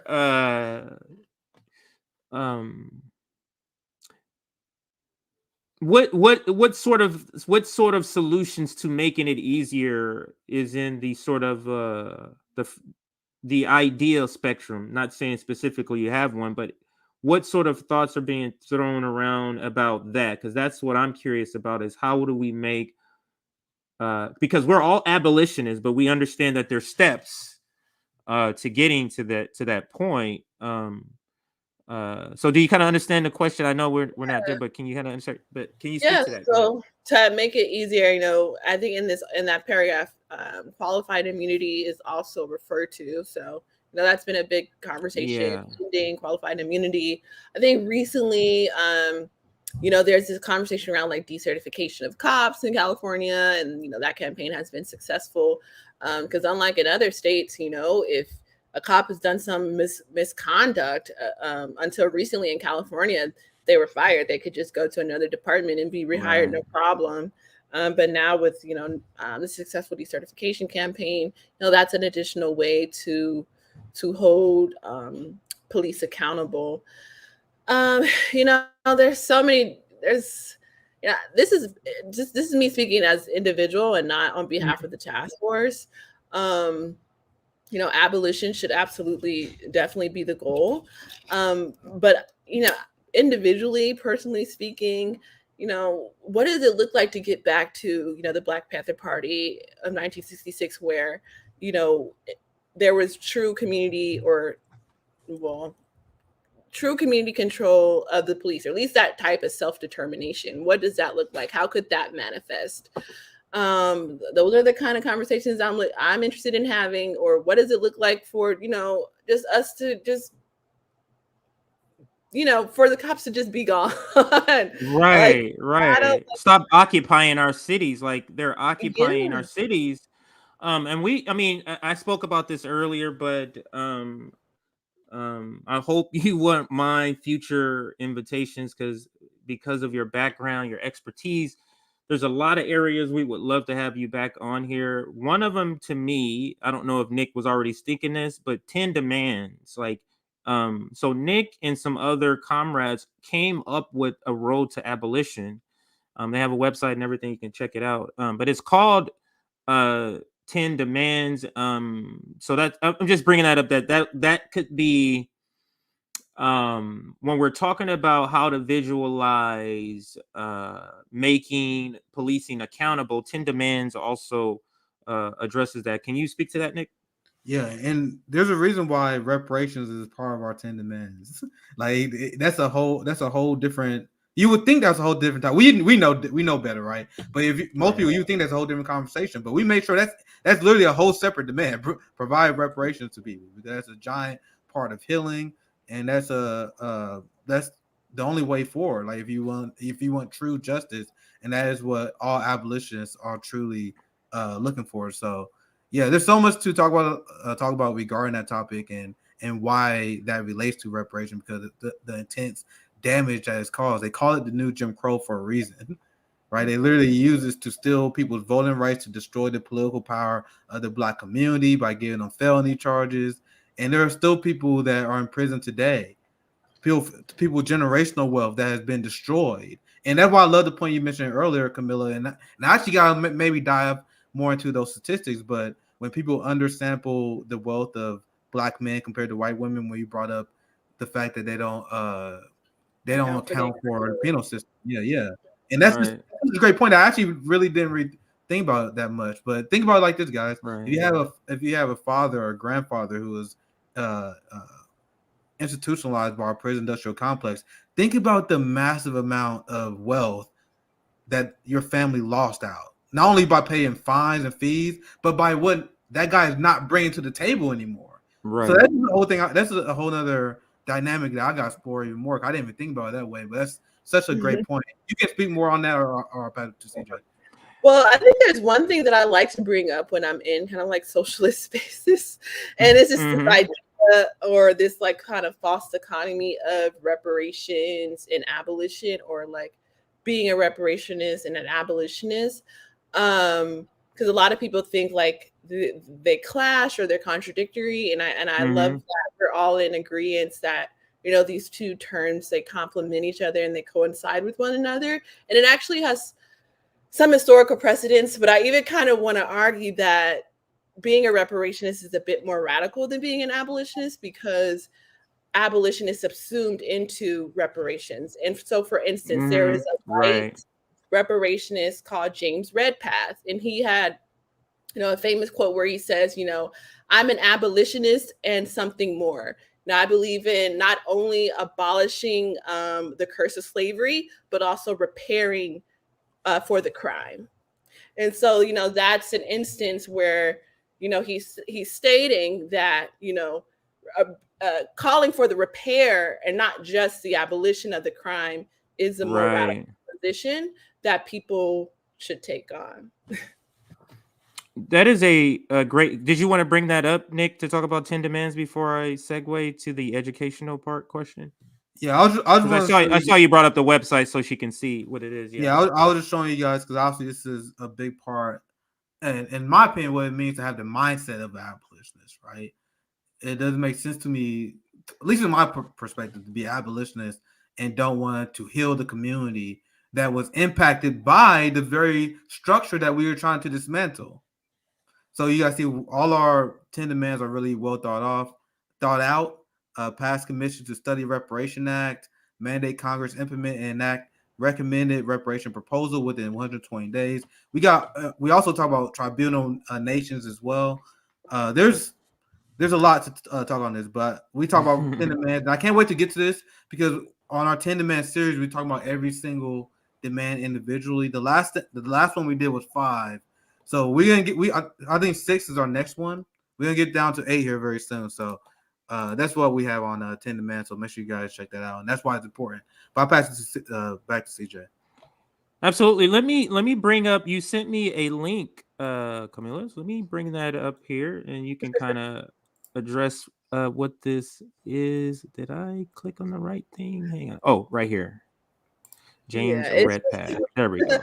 It's just the link, the quote. If you go down a bit more, it's called My Creed, and it was something that he wrote in an abolitionist newspaper in the 1800s, and that's where I got the quote. I'm an abolitionist and something more. If you go up a bit more, just go up just a little tiny bit. It's tiny. Go up. Yeah, I'm an abolitionist and something more. I'm sorry. Yeah, now I see it. There we go. Yeah. I'm in favor not only of abolishing the curse, but of making reparation for the crime. Not an abolitionist only, but a reparationist. The Negroes I hold have not merely the inalienable right to be free, but the legal right of compensation for their hitherto unrequited services to the South. So, that's kind of where I stand in terms of my position. I'm an abolitionist, but I'm something more than that. I'm also a reparationist, and that's where my work has taken me. That is that's awesome. I do want to just before we kind of bring your segment, because we don't want to keep you long. I do want to kind of, because for me it's the police state, and then the next thing on my sort of list would be education, and it is so key. You design a society based off of having a higher education, and then you underfund the foundational sort of educational roots to a population, and that's what's happening to Black, Brown, and Indigenous people. So what does the report say specifically about their recommendations on when it comes to education, like to sort of bring Black, Brown, Indigenous, or in this case Black education in schools up to par? Like what is the recommendation in that field? So there's a few recommendations on education, and one of them is for Black American descendants of chattel slavery to get free education from cradle to grave, essentially, particularly for public colleges and universities in California. There's also a preliminary recommendation that talks about the state allocating resources so Black Americans who descend from chattel slavery can create their own schools, so that they can control their own schools. Yes, there's also some ideas I even personally have that I've learned from grassroots organizers in this space. What about state allocating resources to Black parents who would like to homeschool their kids? Because we learn through these hearings about how schools are not only segregated, and with segregation that means they're under-resourced. But the school to prison pipeline has manifested in these schools that black children have to attend, and other forms of discrimination has manifested in these schools as well. So what does reparations look like in the form of education? Of course, free education, but ways in which that Black people can exercise self-determination, African Americans in particular, to create and control our own schools and curriculums. Absolutely. Wow. So this report, I'm going to have to, it's going to take a while for me to read all of it, but I'm going to read because it does have a lot of information. I was noticing that even as I was skimming through it, preparing for this interview. Now, as the last part of this conversation, or Camila, I wanted to show you this video. This is from the PBS Hour. The one earlier was from Democracy Now! This is the PBS Hour. This is William, I think it's Doherty, from Duke University. He's a economist and researcher. Are you familiar with him at all? Yes, he's actually one of the economic consultants that the task force has hired on, one of 5 of the consultants to help us calculate the compensation models. Okay, well then that actually fits well. It's so crazy that's such a good segue. We did not prepare that. I didn't know when I brought this up. So, but let's listen, and then I'll get your closing comments on this video and any other items here. So let's listen to William Doherty. And the implications across time have to do with the deprivation of resources for multiple generations. Tulsa's only one example or one instance of this type of atrocity. There were upwards of 100 massacres of this type that took place in the United States from the end of the Civil War into the 1940s, which had tremendous implications for the capacity of previous generations of Black Americans to provide resources for subsequent generations. And you've done, a lot of thinking, a lot of writing about what is due. Not only the individuals who experienced these massacres, riots across the country, but to Black Americans across time. And what in general do you believe is owed? So I believe that the difference in wealth between Black and white Americans best captures the cumulative intergenerational effects of all of these atrocities, including the fact that at the very end of the Civil War, Black Americans were promised 40-acre land grants that were never delivered. And so if we look over time, the Black-white wealth gap is a consequence of what has occurred over multiple generations, and it captures the disadvantage that has accumulated for current generations. And it amounts to $840,900 on average between a Black and white household. Another way to think about this is Black Americans who have ancestors who were enslaved in the United States constitute about 12% of the nation's population, but possess less than 2% of the nation's wealth. So if we were going to close that gap, it would require us to make a national expenditure in excess of $11 trillion. 11 trillion, an enormous sum. So sort of my parting question is,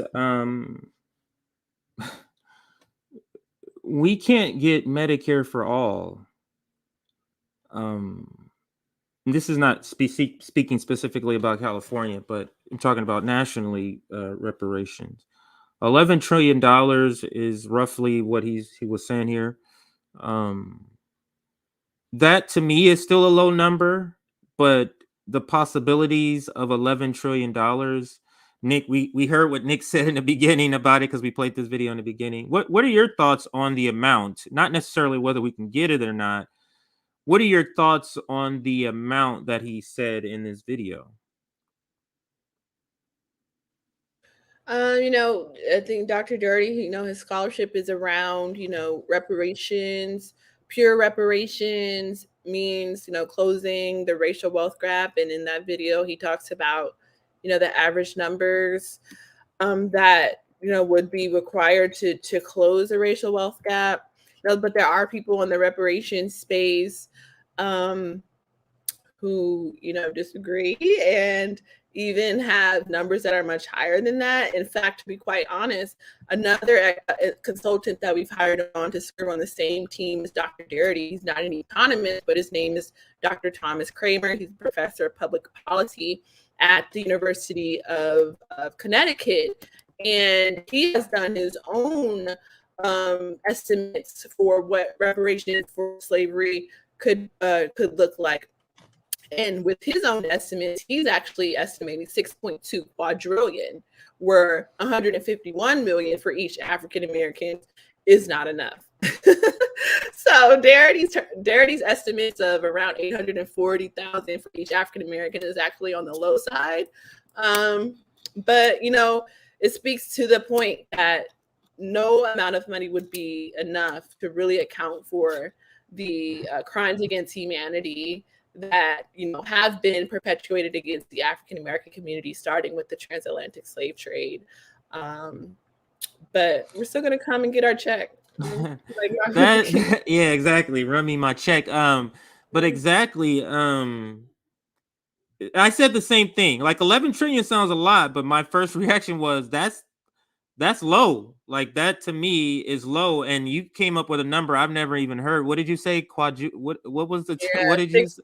6.2 quadrillion. 6.2 quadrillion. I don't even know what that number is. I literally don't. Like, is that after trillion or is that after trillion and then it's something else? Like, I have no idea what that number, but to me, it sounds right. Like, even though I don't know what it is, it sounds right. It sounds more right than 11 trillion, but it speaks to what I said. And in closing this out, I'm going to let you go after we hear, give your final words. It speaks to what I said. The United States don't have enough money to pay what's owed. They simply don't. They don't have enough money, especially if we were to charge the way capitalists charge, Nick. They really don't. How they overcharge. Let's say we were to mark up or like overcharge like what they do. It would be even more. But Camila, because I'm thinking of Kamala Harris. Camila, what are your sort of final words about this report? Sort of your and where can people find you? I've seen you on a bunch of different shows. Are you going to be on any show that we can watch you today or tonight? No. I think it's winding down, which is good. But thank you for inviting me. This has been one of the more enjoyable experiences. So thank you. You can find me on Twitter at Camila V Moore. V as in Victoria, so Camila V Moore. Or you can find more information about the Taskforce at oag.ca.gov/AB3121. And, in terms of, last comments, y'all say great conversation. I would love to continue the conversation.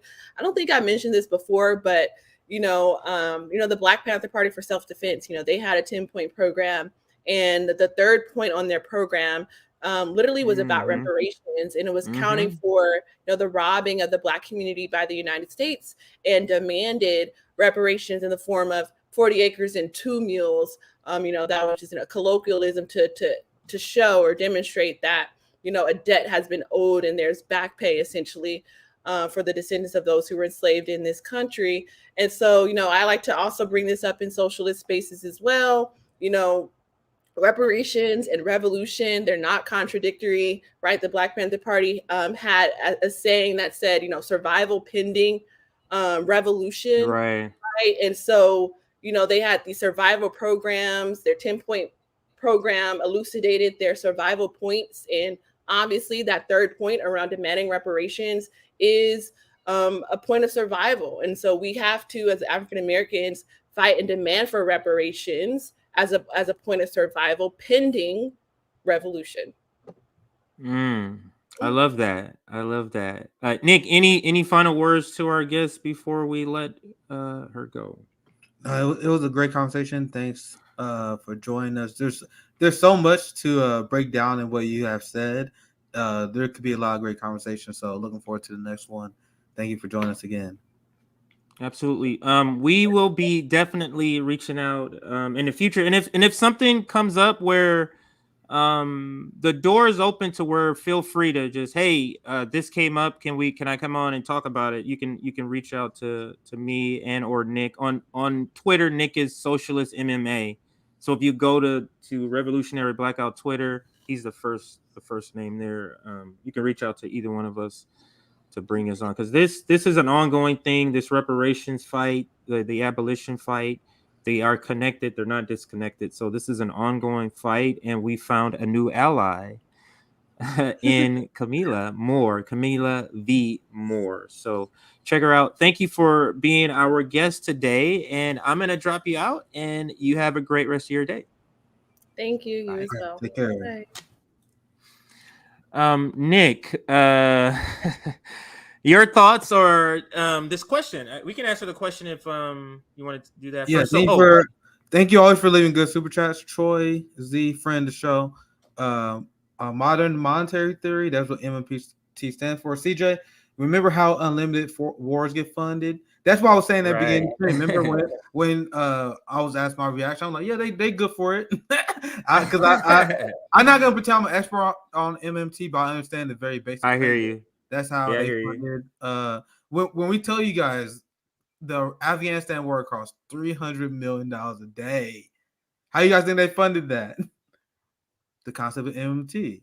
We are an independent currency, so we can print our own money, and the Fed have ways to deal with that. So, I hear you. Thank you, Troy. That's a good point. That's a good point, Troy. No, that's a great point that he made. So when I say they don't have enough money, it's really more, I'm speaking figuratively in the language of, like, it is such a high bill. That's a better way of saying it. It's such a high bill that literally it's a number. The number, Nick, that I don't even have idea what it is. Someone says it sounds more accurate. It's 1,000 trillion. So yeah, and when you see the work that Camilla is doing, and you look at the work that Casey Tennis is doing, we're telling you guys, like, look at the state and local level activists and what they're doing and try to support that. And that's why I push back. And I remember I made this criticism publicly. Like, one of the few disagreements I have with Chris Edges. You guys know I got a lot of respect for Chris Edges, but he said stuff like he thinks the left is dead in this country. He thinks the right is more populist than the left. That's why I disagree, man. It's just black leftists, black activists are silenced in Washington, D.C. Like Camilla, she is doing amazing work. When you go to Casey Tennis, Casey Tennis is mostly black guys. I'll just let you guys know I was there. It's all black. So whenever people say the left is dead in America, they essentially just erasing the shit out of black people. Because I explained this concept before. White suburbia has hijacked this, I think, with the assistance of the CIA, where they turn leftism into boutique bourgeoisie politics, where we are advocating for the white suburbs instead of black and liberated people, despite the fact that is what the left has always been. Like, when you look at the global south, when you look at China, when you look at Asian communists, it's always been about opposing the U.S. empire, as well as having collective community power. But the left historically has always been about the struggle against colonialism, the struggle against imperialism, uplifting marginalized voices, whether it be a black community, Latino community, or even like an Irish community that is being discriminated against, because that's what they used to go after. So that is what the left is about. And in the United States, they have hijacked it and they turned it to bourgeoisie politics. It's only about getting Democrats elected, about getting progressives elected. It's all about this shit. And when you talk about the left in that way, yeah, the left is dead. But I want you guys to understand, when you look at Latino organizations, our Muslim brothers and sisters who have human rights organizations, when you look at our black brothers and sisters who have human rights organizations, that is what the left is. That is what the left is. And I think the activist left is strong. It's just the inside game. They don't want to coordinate with us.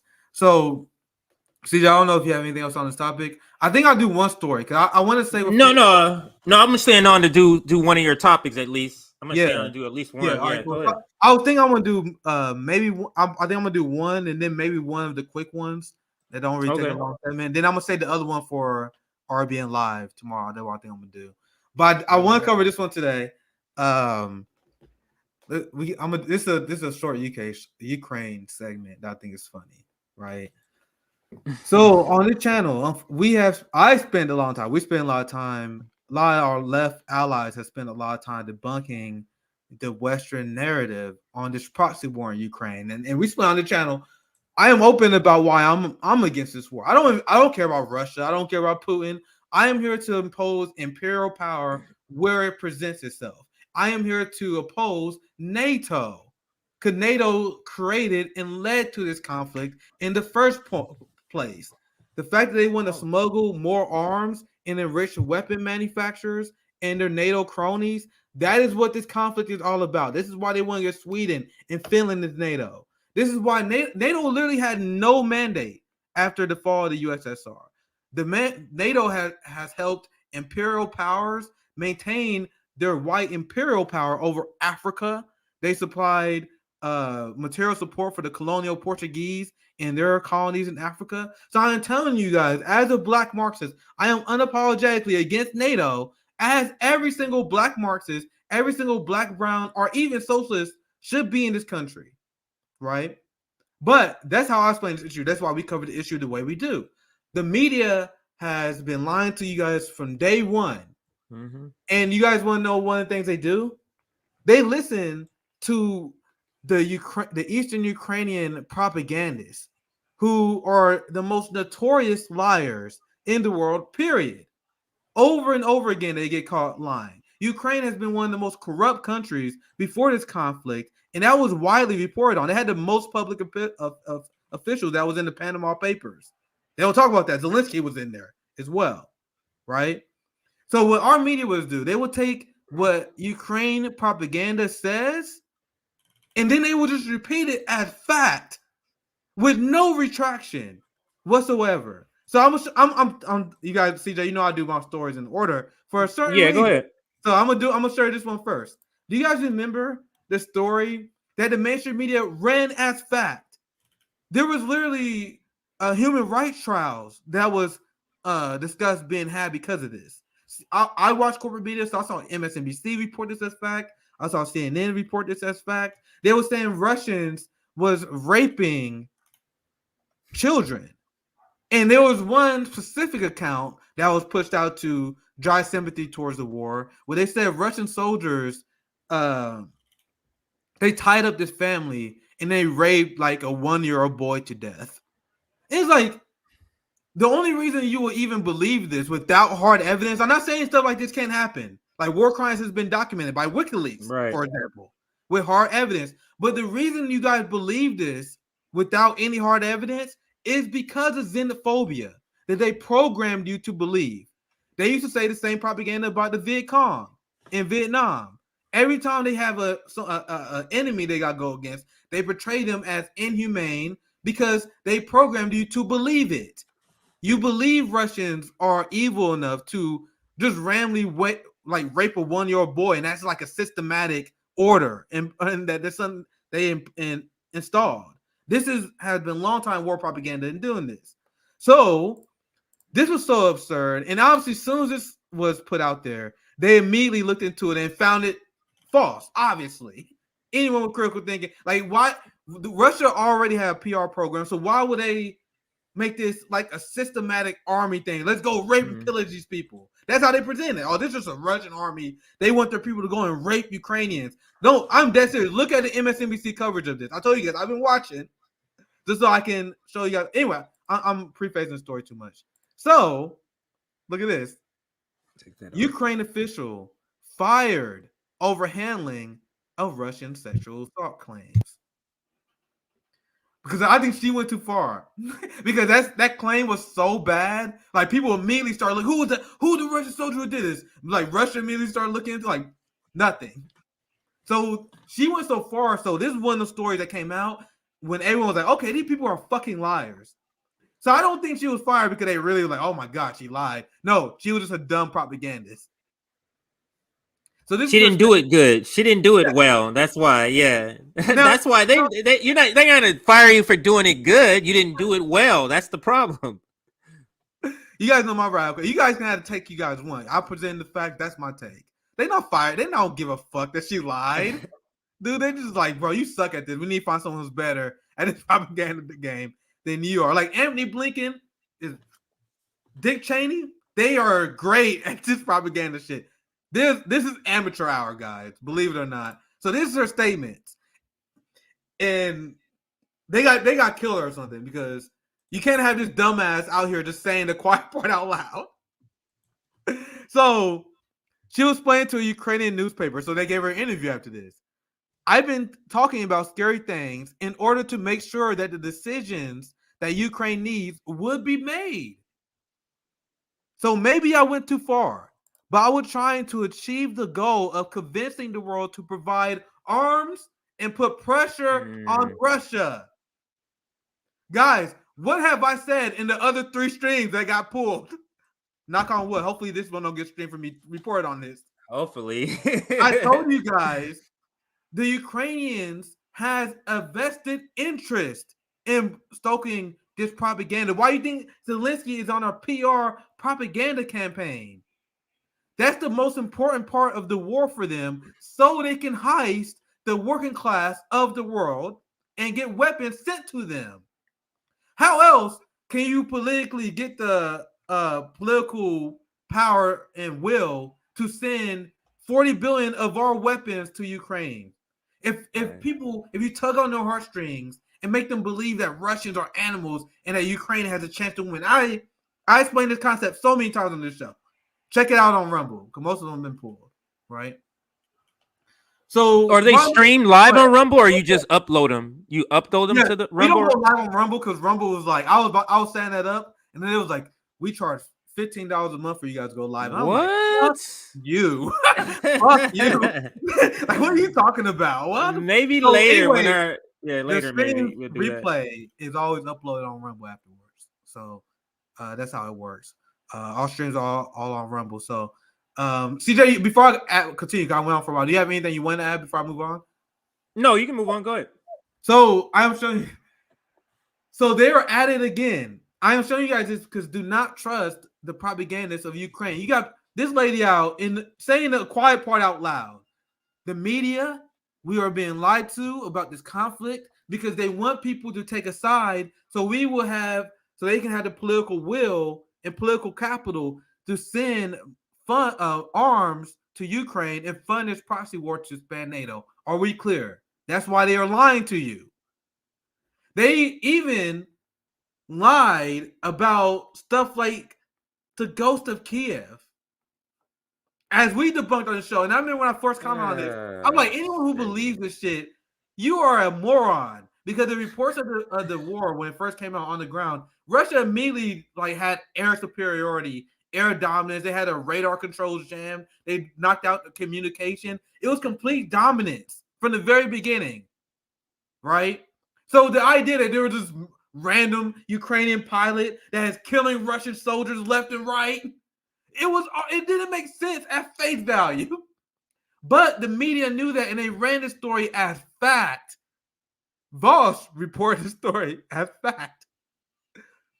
And then Ukraine admits Ghost of Kiev isn't real, but the myth was potent for the reason. And these people keep saying the quiet part out loud. They create a superhero legend. So people, when you dive into the quotes, they admit the reason why they did this, so people will think Ukraine had a chance of winning, so they will get arms and money that the progressives voted for. Okay, so do you guys know the new Ukrainian story? The Ghost of Kiev apparently has a son now. That's a joke. That's a joke. So this is the new story. This is the new story. I'm gonna call him because this is obviously made up. They're the son of the Ghost of Kiev here, right? And this is the media repeating this uncritically once again. A 15-year-old boy who flies drones as a hobby helped to prevent Russian soldiers from overrunning Kiev. Andrei Proskasa, I don't know how to say Ukrainian's name that well, has revealed his role in the defense of the capital.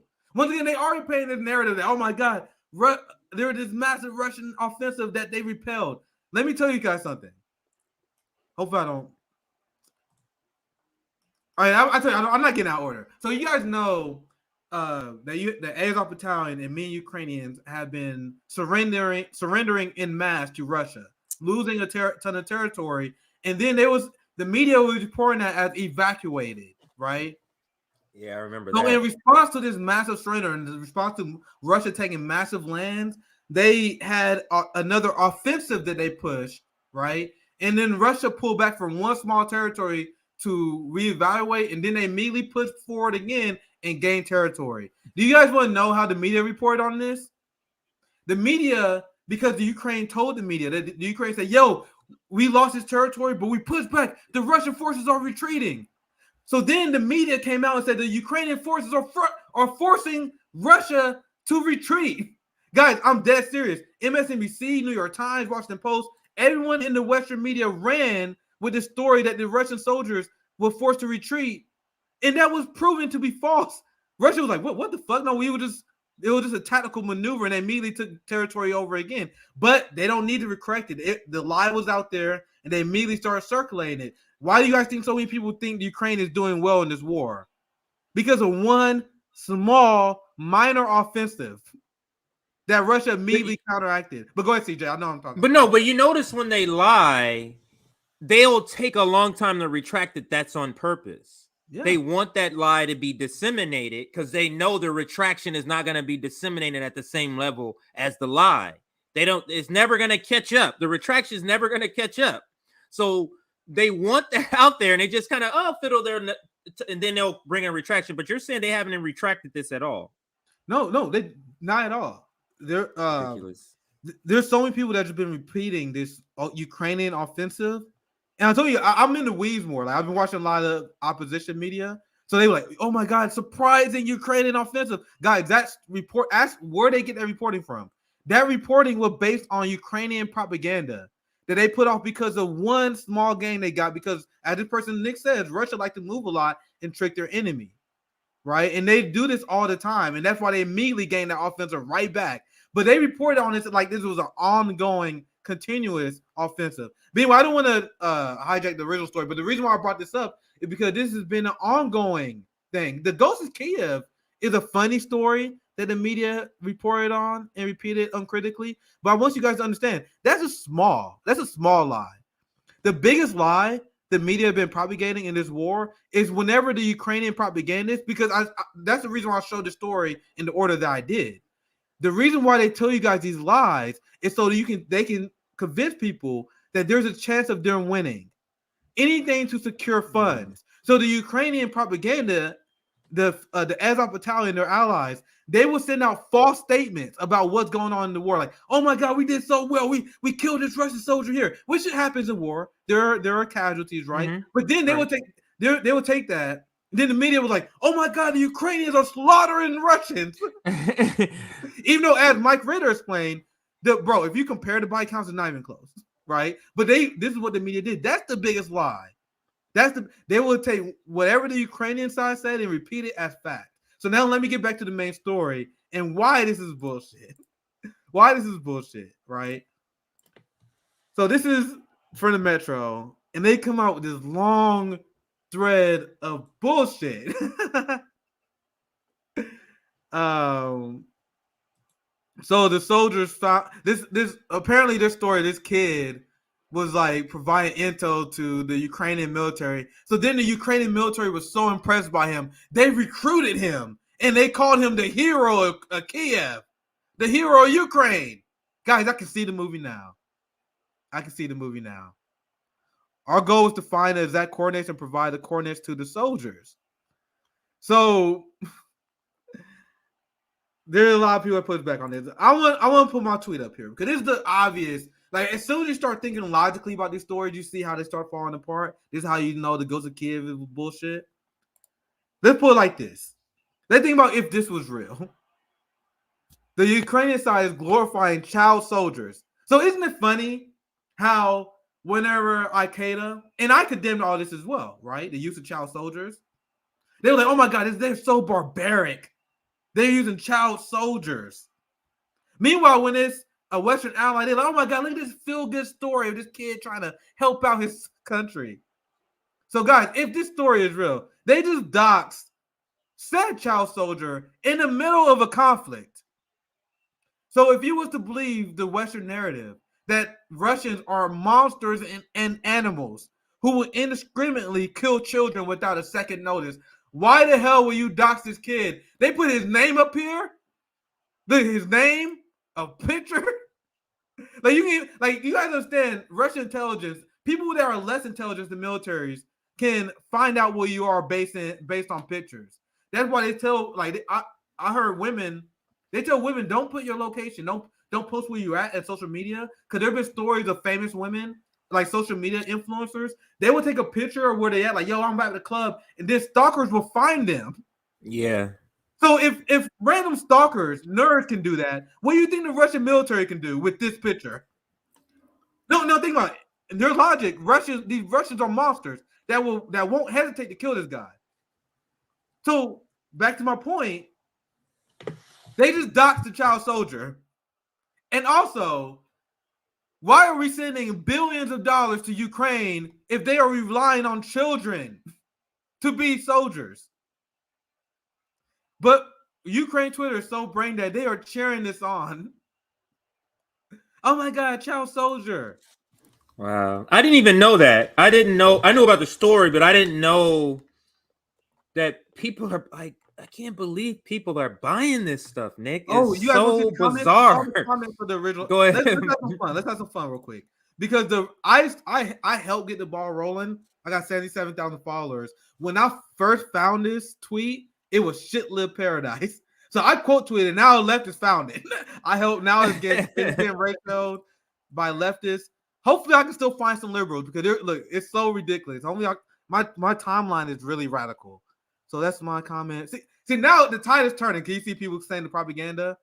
Yeah. This guy said, hey, remember 3 months ago when Russia was on the verge of collapse and about to withdraw from Ukraine? Hey, remember the ghost of Kiev? Hey, remember how we gave Ukraine $52 billion? Now we're relying on child soldiers. So now, like, damn, I quote tweeted this. Now I see A1 quote tweeted. I got the ball rolling on this. I'm trying to see if I can find some liberals, because it'll fill with liberals. Like, A1 calling out the line now.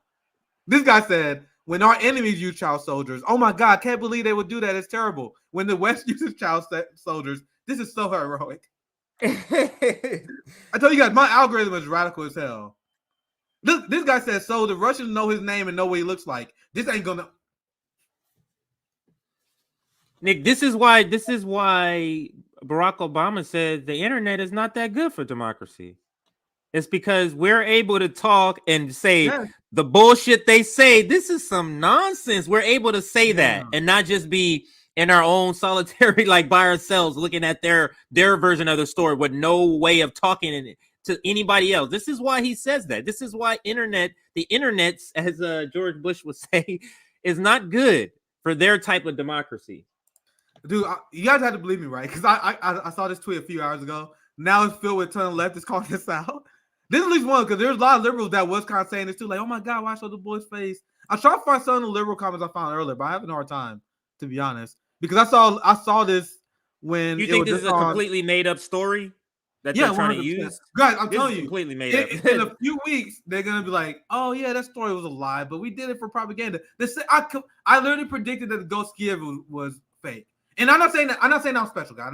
Let me rephrase that. Literally everyone who was calling out the Ukraine narrative, it wasn't just me. I'm not trying to take credit on that. Literally everyone who covers this was like, that's bullshit. Because we understand this is not our first war. This is like a lot of people's first rodeo. This is the first live war. Guys, I lived through the Iraq war. I seen the Afghanistan war. I seen them lie about fucking everything. And that's just not, honestly, that's not even just a U.S. thing. That is literally what happens in the fog of war. So once again, that's not even just anti-American radical shit. If you just understand that states lie during war for PR purposes, then you will cover it and follow wars completely different. Why the hell would you listen to states in the middle of a war? When historically they always do propaganda. So they did insane propaganda on World War II. Everyone knows all sides did it. All sides had the same propaganda in World War I, World War II, the Korean War, Vietnam, but somehow they stopped now that modern wars don't got propaganda. I think this video, I know you've seen it, or I hope you've seen it, where Abby is talking to Blinken and calls him out about all the war, about the funding of war. I don't know, maybe you haven't seen it. So if you haven't seen it, this is going to be a treat. This is recent, where Abby's at the or some conference that she calls it out, but everybody's kind of quote tweeting this video today, and it's at 260,000 views so far. I haven't seen it. I haven't seen this one. Listen to this. Secretary Blinken, what about Shireen Abu Akleh? She was murdered by Israeli forces, right? CNN just agreed to this. These are your two greatest allies in the Middle East, Saudi Arabia and Israel. They have murdered American journalists, and there have been absolutely no repercussions. And you're sitting up here talking about the freedom of press and democracy. The United States is denying sovereignty to tens of millions of people around the world with draconian sanctions for electing leaders that you do not like. Why is there no accountability for Israel or Saudi Arabia for murdering journalists? It is one of the most dangerous places in the world to be a journalist in Palestine. I deplore the loss of Shireen. She was a remarkable journalist. Look at this bullshit. As you all know. And there too. Out of here. They're determined to follow the facts and get to the truth. Facts of have what been happened. found, Secretary Blinken. No, with all they due have not respect. yet. No, With all due I'm sorry, respect, with it is respect, they have not yet been conclusive. established. Yes, We're it has. looking, no, they've not. We're looking for an independent, Look, credible investigation. look. When that investigation happens, Who would provide the independent investigation in Israel? Do you tell me who? Blinken? Blinken is literally Dick Cheney reincarnated to me. Yes. He is terrible. That Yes. guy is terrible.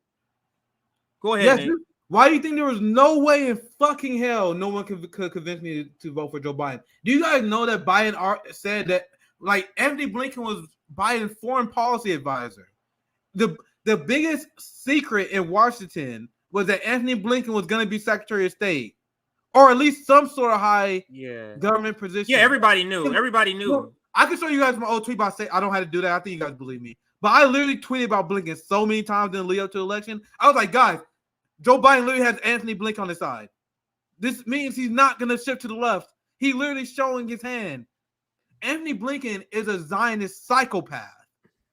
In every single war, Anthony Blinken was there to manufacture consent with it. I talk about the foreign Senate committee a lot that Joe Biden held in order to manufacture consent for the Iraq war.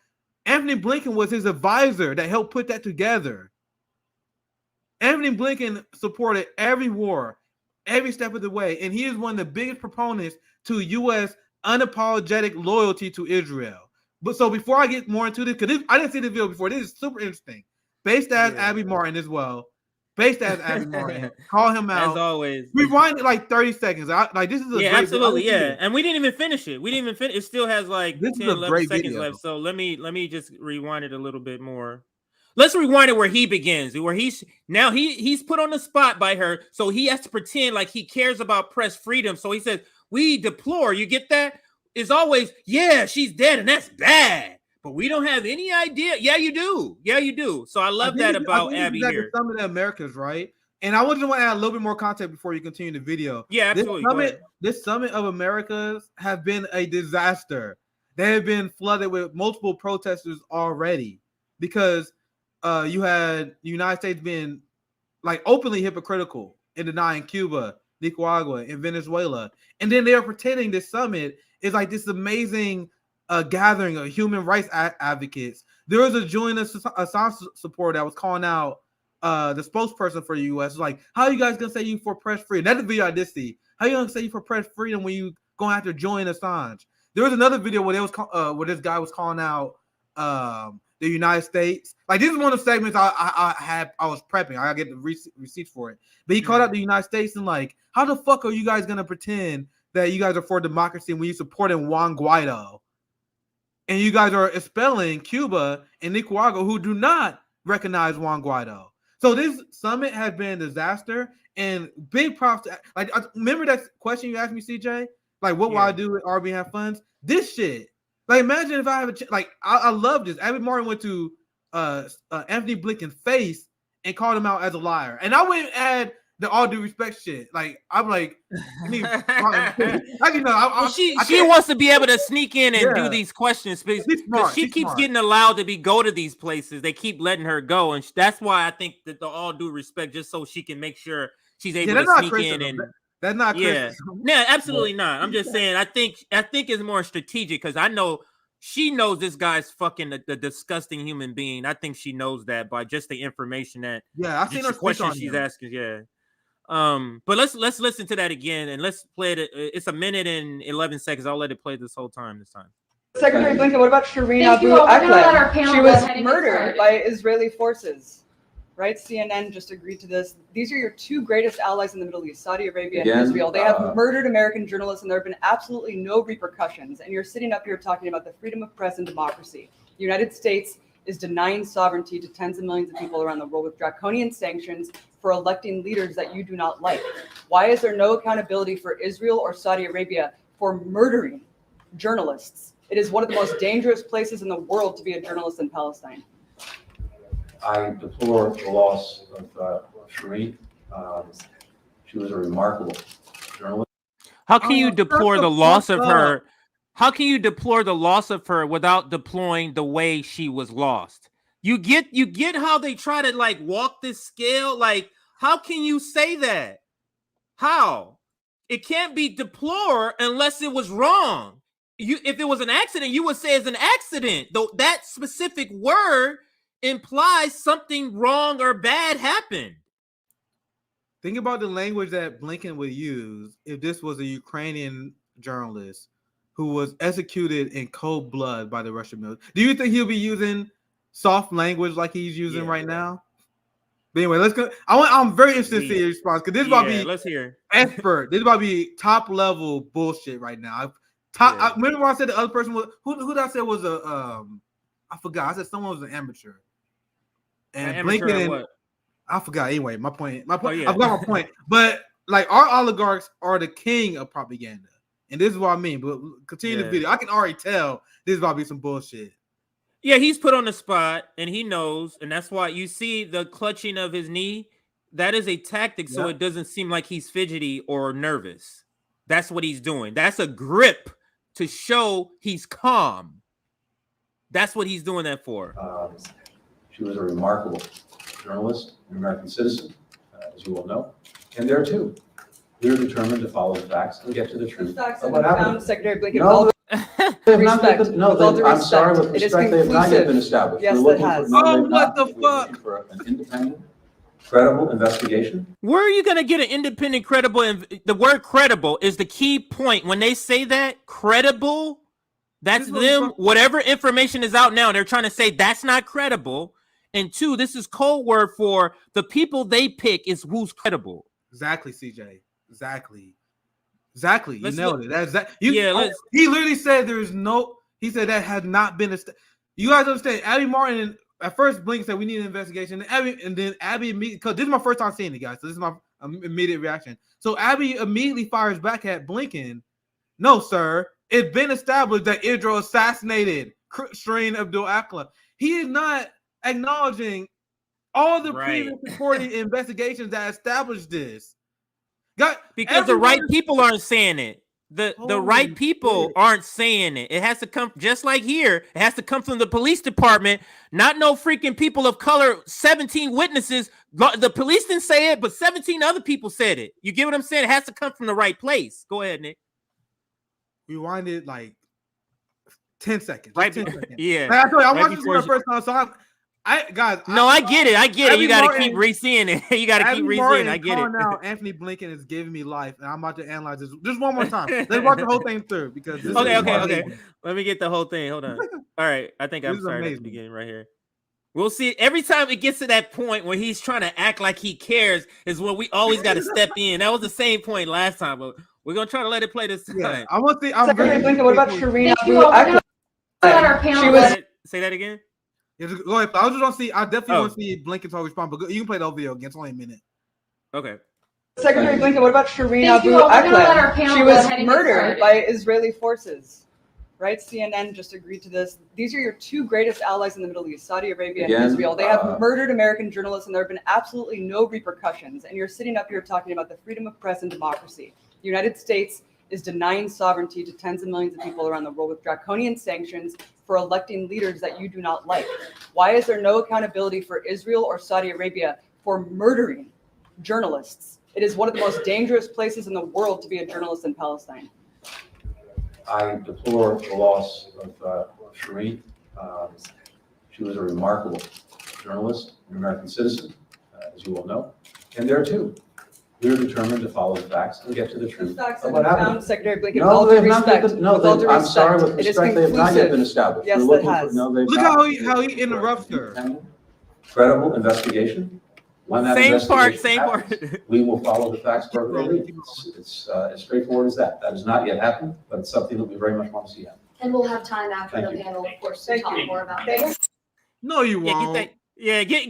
get this girl out of here, please. You know she was escorted out immediately. She is not getting the opportunity to have no other questions during that. We're gonna watch it again, but your thoughts at this point? I'm gonna replay it though. Abby is based as hell, man. That's exactly what I wouldn't do. Like I would love nothing more than be able to call out Anthony Blinken right to his face regarding his war crimes. And you see, right when Abby Martin was about to drop the facts about how it was definitely established that Israel. I covered on this show. Independence investigation found that it was an assassination of Shireen Abdul-Akleh. Literally, check out my last reporting on this. I literally have a video I released last week on this, and they literally established that Israel killed. So Abby was about to bring that up. You see how Blinken interrupts her? They're like, "Oh, wrap it up." So that's already a massive loss because they're like, Blinken probably think like he knows who she is. Like he heard Abby Martin got a very distinct voice. So we probably heard that voice like, yeah. They heard that question. Like, no, wrap it up. That's amazing. They probably had flashbacks of the Pelosi thing when she confronted Pelosi at the climate change event. She was like, "Well, the number one polluter is the military, and that's excluded from all of this." The summit of Americas is going to be super interesting to follow because the West is taking a giant L during this event. Yeah, they're still trying to act out. like nothing's wrong. They're still trying to act like everything is good. Yeah, it's one thing if you have these hypocrisies, but they're like under the rug, right? They're not being covered. But they really fucked up. The U.S. really fucked up by having this event and then not inviting Cuba, Nicaragua, and Venezuela. So then when their response, they wasn't expecting the response because they didn't realize how much U.S. hegemony and U.S. influence had dropped in the world.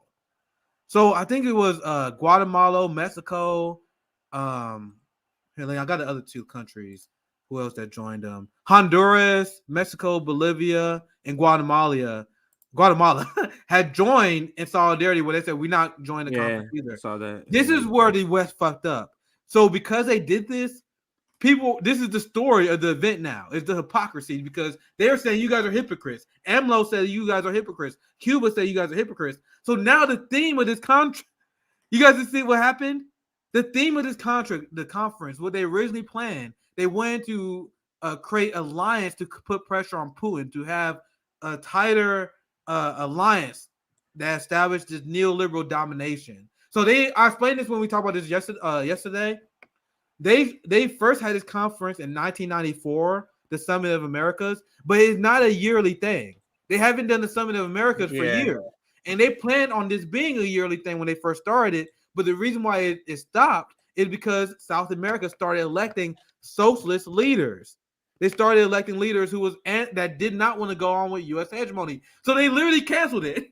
They stopped doing the Summit of Americas. So they brought it back this year after years. Forgive me, I forgot the exact year the last time they did it. But it was years since they had the last Summit of Americas. Because the reason why they brought it back, because they wanted to establish U.S. hegemony in the region so they can fight against Russia. Why do you think they kept doing all these panels like freedoms? Because they was accusing Russia and the countries they didn't include, like Cuba, Nicaragua, and Nicaragua, and Venezuela. I was like, which one did I leave out? So the reason why they're doing that because these are the countries, Cuba, Venezuela, Nicaragua, who decided not to vote against Russia off the Human Rights Council. They also haven't been going along with U.S. hegemony and fighting against Russia. So they wanted to exclude them from this event so they can have this coalition that you guys are the good guys. We are the good guys. But this whole thing blew up in their faces. And this is glorious. I'm telling you, this whole thing has been amazing to watch as an anti-imperialist, as someone who's anti-Western hegemony. So I'm going to continue to follow this as this go on because as it been thus far, the summit is still going on. But thus far, this has been a disaster because who's there then? I mean, if Mexico didn't even go, And the You know thing is, how the bad people that who are- looks? Yeah, sorry, CJ, but the No, people go who ahead. are there, this has been hijacked so bad. Like Western media not covering this, guys, but media in South America is covering this. Like this is a big story over there. So now all the countries who are intended, like their officials are being asked, like, what do you think about the hypocrisy? So you see how it snowballed. So now people who even wasn't going to talk about that are forced to talk about that. I think quotes from people who wasn't even like anti-US, like, yeah, I think that's fucked up. Because they're being so I'm gonna continue to follow the story, guys. But this has been a disaster, like in terms of PR for what they were trying to accomplish, like having a PR victory for people who are anti-Russia. Now it became the exact opposite. That's why I'm loving this story. So I wonder if Tell Us Sir English has any good videos. I'm just gonna quickly search as we're. I'm gonna see if I can find. I'm gonna see if I can find something. We're rounding up, but actually they do. But now, what about the competing summit in LA? Oh, hang on a second. No, that's not a video. Actually, yeah. It says Turkey receives Venezuela president Nicolas Maduro. Oh, this is sorry, CJ. I found go the ahead. video. No, go ahead. Sorry, so this is the video I was talking about before. I think I found it. This is where this guy was called out for supporting Juan Guaido. I don't think this video is long. Sorry, CJ. I think I want to show this because I think this connects to the segment. Let me read it real quick. This is reported by Break News. They always do good work. So this activist Luis Amagro at the Summit of America event calling out his role in the 2019 Bolivia coup. So this guy was calling out. Sorry, I fucked that up. So he called out the OAS chief. He called out this guy for supporting the 2019 coup. And when I was watching this video, he also called out how he supported the coup in Venezuela. I'm gonna say that because it's 3 minutes. Actually let's see how much we watch here. But let me mute my mic and we get right to it. Hold up. Absolutely. And he was killed. You're here to lecture about media freedom when you install a dictatorship that murders journalists and murders innocent people. You have blood on your hands. Because of your lies, there was a coup in Bolivia, a coup against the democratically elected government. And that dictatorship that you helped install massacred 36 people, 36 innocent people who are protesting for the restoration of their democracy, for the restoration of the independence of their country. In the towns of Sacaba and Secata, people were protesting peacefully, indigenous people, workers, women, students, demanding the restoration of that democracy that you helped destroy because the United States wanted to plunder the resources, the lithium, the gold, all of the mineral resources, the gas of Bolivia, the corporations in Wall Street in the United States wanted to loot the resources of Bolivia. And so you helped install a dictatorship that would facilitate that looting. In Sacaba and Secata, dozens of people were massacred by the soldiers of your dictatorship. The soldiers of your dictatorship. And one of the people that your dictatorship murdered was a journalist, Sebastian Moro. He was a journalist who was exposing the lies that you were telling and exposing the truth about the coup that you orchestrated, and he was beaten to death in his apartment. And now you come here and dare to lecture about media freedom, about democracy, about human rights. You have no shame. You're a murderer, and you're a puppet of the United States. A puppet of the United States. In Venezuela, too, you dared to support the coup attempt that Juan Guaido ridiculously, outrageously tried to attempt and declare himself the president of Venezuela. What a lie. What a lie. The majority of people in Venezuela had never even heard of Juan Guaido. And yet you said that he's the president. And I believe you still ridiculously say that Juan Guaido is the president of Venezuela. That is an outrage and it's an insult to the democracy and the sovereignty of the people of Venezuela. How dare you do this? You murderer who murdered people in Bolivia. You murderer who supported the sanctions in Venezuela. The sanctions in Venezuela that killed 40,000 people. 40,000 people because of your lies, because of the coup attempt that you've been part of. And you are nothing but a murderer, and you have no shame here to come and talk about human rights, to lecture the whole world. So I actually didn't see that whole video. I saw the clip, like someone clipped the part where he's called out Juan Guaido. You said the end. I actually didn't see the. Oh, the so you whole never thing. seen that whole video? Yeah, I saw the part. That's you know, base as fuck. Yeah, you know the part where he called out. I saw like a 30-second part where he called out Juan Guaido. But you remember my not criticism of Abby Martin when he's like, with all due respect, you see, he was not doing that shit. He was like, you're a murderer. You got guys in this video. I didn't see the whole thing. That whole thing is super great, and so I only saw the part where he called out Juan Guaido. But this is why this summit has been a disaster, because now the people who are supportive of the U.S. is at this summit being called out for the U.S. blunder. Holy shit! I didn't know that. That was great. They're getting put on blast. They're getting put on blast. What? Okay, here's another one. Wow, they're all there, Nick. Let me show you this one. There's another one. I just did a search and it popped up, and this you're gonna recognize the face. He's also from Breaking News. Videos are popping up left and right, man. They're all there. They're all there because it's right down the street from their summit, from the People's Summit. It's in the same city. Oh, this is the wrong one. Hey, no, this is the right one. This is the right one. So he's also doing it right here. So let's listen. This one has 100,000 views already. So let's listen. I wonder how you justify the invitation of Dr. Ariel Henry from Haiti when he is actually governing with no constitutional mandate. His government has been implicated in many different crimes, including potentially the murder of the past president. Countries like Venezuela, Cuba, Nicaragua. This shit is so glorious, Nick. They got Blinken, like Blinken is sitting there like, what the fuck did I walk into that this motherfucker here? They are ripping him to shreds. Dude, you guys see the difference between what happens when everyday people had a chance to talk to these people instead of corporate media talking heads?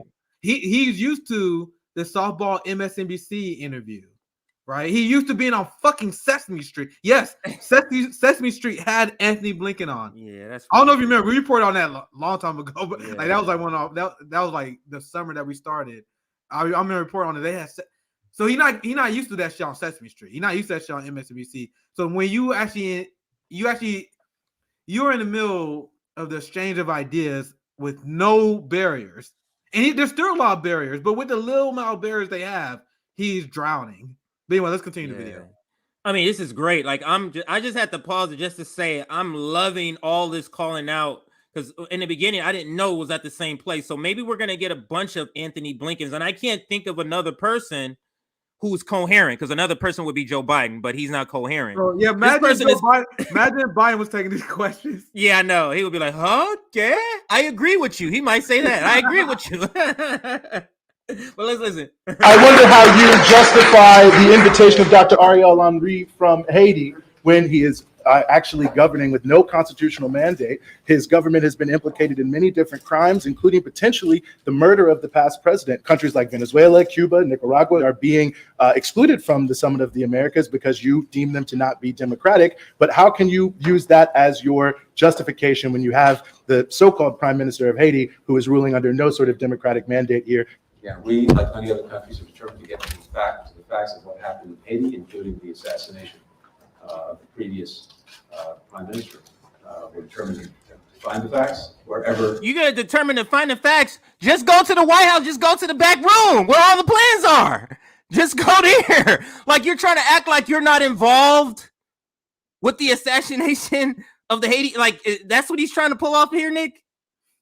Does he think we're idiots? Yeah, he knows his audience. He knows that the people that are smart enough to see through this is not his audience. They just need to maintain their U.S. propaganda for the dumbass shit libs and conservatives, who believe in the red blue game, would still believe this. Like, so those people are looking at this video and thinking, what's wrong with that person? Why is he yelling? That's what they're thinking. I honestly cannot tell you. Like, bro, I literally cannot tell you what goes through the mind of a part. Like, I used to be like someone who used to believe in Democrats. Then I learned about war. Then I learned about how this shit worked, and I was done immediately. I legitimately don't understand people who learn about the U.S. empire and then stay on the team. Like, that don't make sense to me. So I can't even begin to explain how they think, CJ, to be honest. But go ahead. Get to the facts of what happened in Haiti, including the assassination of the previous prime minister. We're determined to find the facts wherever they lead, and to whomever. But does democracy only matter if they disagree with the United States government? What is your actual basis for saying a government is undemocratic and another one it can't be invited and another one that's undemocratic can be invited? You notice how it's attacked. They have people in the room who know that they're going to have questions like this, but they're there to shout those people down. Like you hear all, blah, blah, blah, blah. It's people in there that's literally there to do that. They're not really trying to get a question in. They're trying to shout him down. They said, we've identified the communists. We've identified the revolutionary in the room. So overshout this person so he can't get another question. And there's literally people there. That's their only job, Nick. Yep, absolutely. And now, if you guys want to see, this is the last you see I'm gonna show, and then we can begin to wrap up. I'll say the rest for RBN Live tomorrow, because I'll tell you guys, you guys want to see some the most propagandized country, and it's not even close. Like, I love how like people don't even fight me on that no more. I swear to God, I used to tweet that shit out like 3 to 4 years ago, and I'll get put back for even people who consider themselves anti-establishment. Now I tweet that shit out, everyone like, yep, you're right. At least I radicalize our community, right? But look at this insanity. And cute and fuzzy and blue. On the other hand, well, oh, excuse me, sir, may I ask you a question? Hi, I'm Deputy Secretary Tony Blinken from the State Department. Wow, you have a long name. Mine is short. I am Grover. I am from Sesame Street. Well, hi there, Grover. Yeah, hi. I am trying to find the big un building. And it is so confusing because, well, you know, untied means not tied, and unhappy means not happy. So building must be not a building. And I have been looking and looking everywhere, and I cannot. What does an unbuilding even look like? No, Grover. It's not the unbuilding. It's the UN building. UN stands for United Nations, a place where nations or countries from all over the world come together to cooperate on important issues. I know that. So we obviously not going to watch the whole thing. We tell them what to do. So obviously we're not going to watch the whole thing. But tell me, name a country that's more propagandized from us. They are literally humanizing a war criminal to children in this country. It is thoroughly disgusting to me, and just like that. I mean, my kids don't watch Sesame Street for that and other reasons. Just you can't trust what these days. I mean, you can't trust it. You simply cannot trust it. But I don't know if you're gonna do another story, but I'm gonna be getting up here. I'll save it for RBN Live tomorrow. But let me say this check. We haven't did one all. Let's do a like check. Make sure you like this stream. It's been a long stream, a lot of different topics. I know we're probably get a bunch of more videos from Breakthrough News asking Anthony Blinken questions, or any U.S. official. We're at 265 likes. Can we push that to 300? We can push that to 300 before we get off. Also, make sure you subscribe to our Substack. You'll get notifications whenever we go live, or whenever we send out a stream, or content is uploaded is a better way of saying it. Also make sure you subscribe. We're over, I think we just hit over 18.5. So yeah, that's nice. It's not 18.5, but we're over 18.5. So join today. If you like the content, share, be a part of this community. If you're able to support, go to Patreon. 20K. Go ahead. RBN to 20K. That's the next. I don't have a date for y'all. Let's just get it done. RBN to 20K. And just to give everybody an update on the fundraiser where we're at, we're raising funds. Please watch the stream. It's a long. I don't want to give you a long version of, but watch the stream. We're raising funds, crowdfunding for a lot of different needs. Housing is 70% of the $10,000 the $10,000 threshold. I'm just going to give you an update of where we're at. So in the first 24 hours, we raised. Let's see.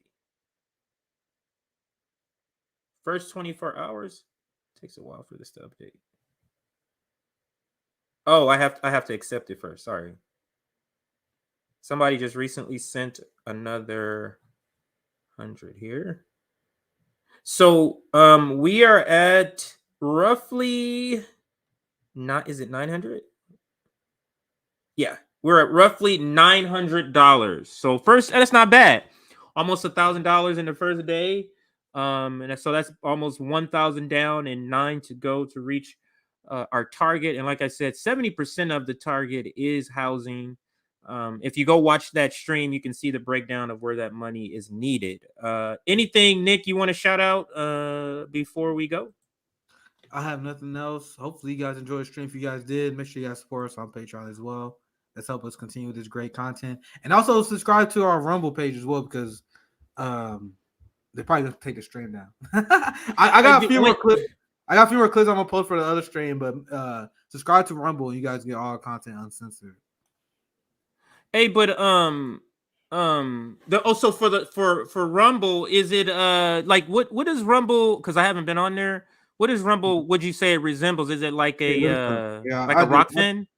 Yeah, it's like everyone's on there as well. Like Jimmy, everyone who have like here's Jimmy about to go live.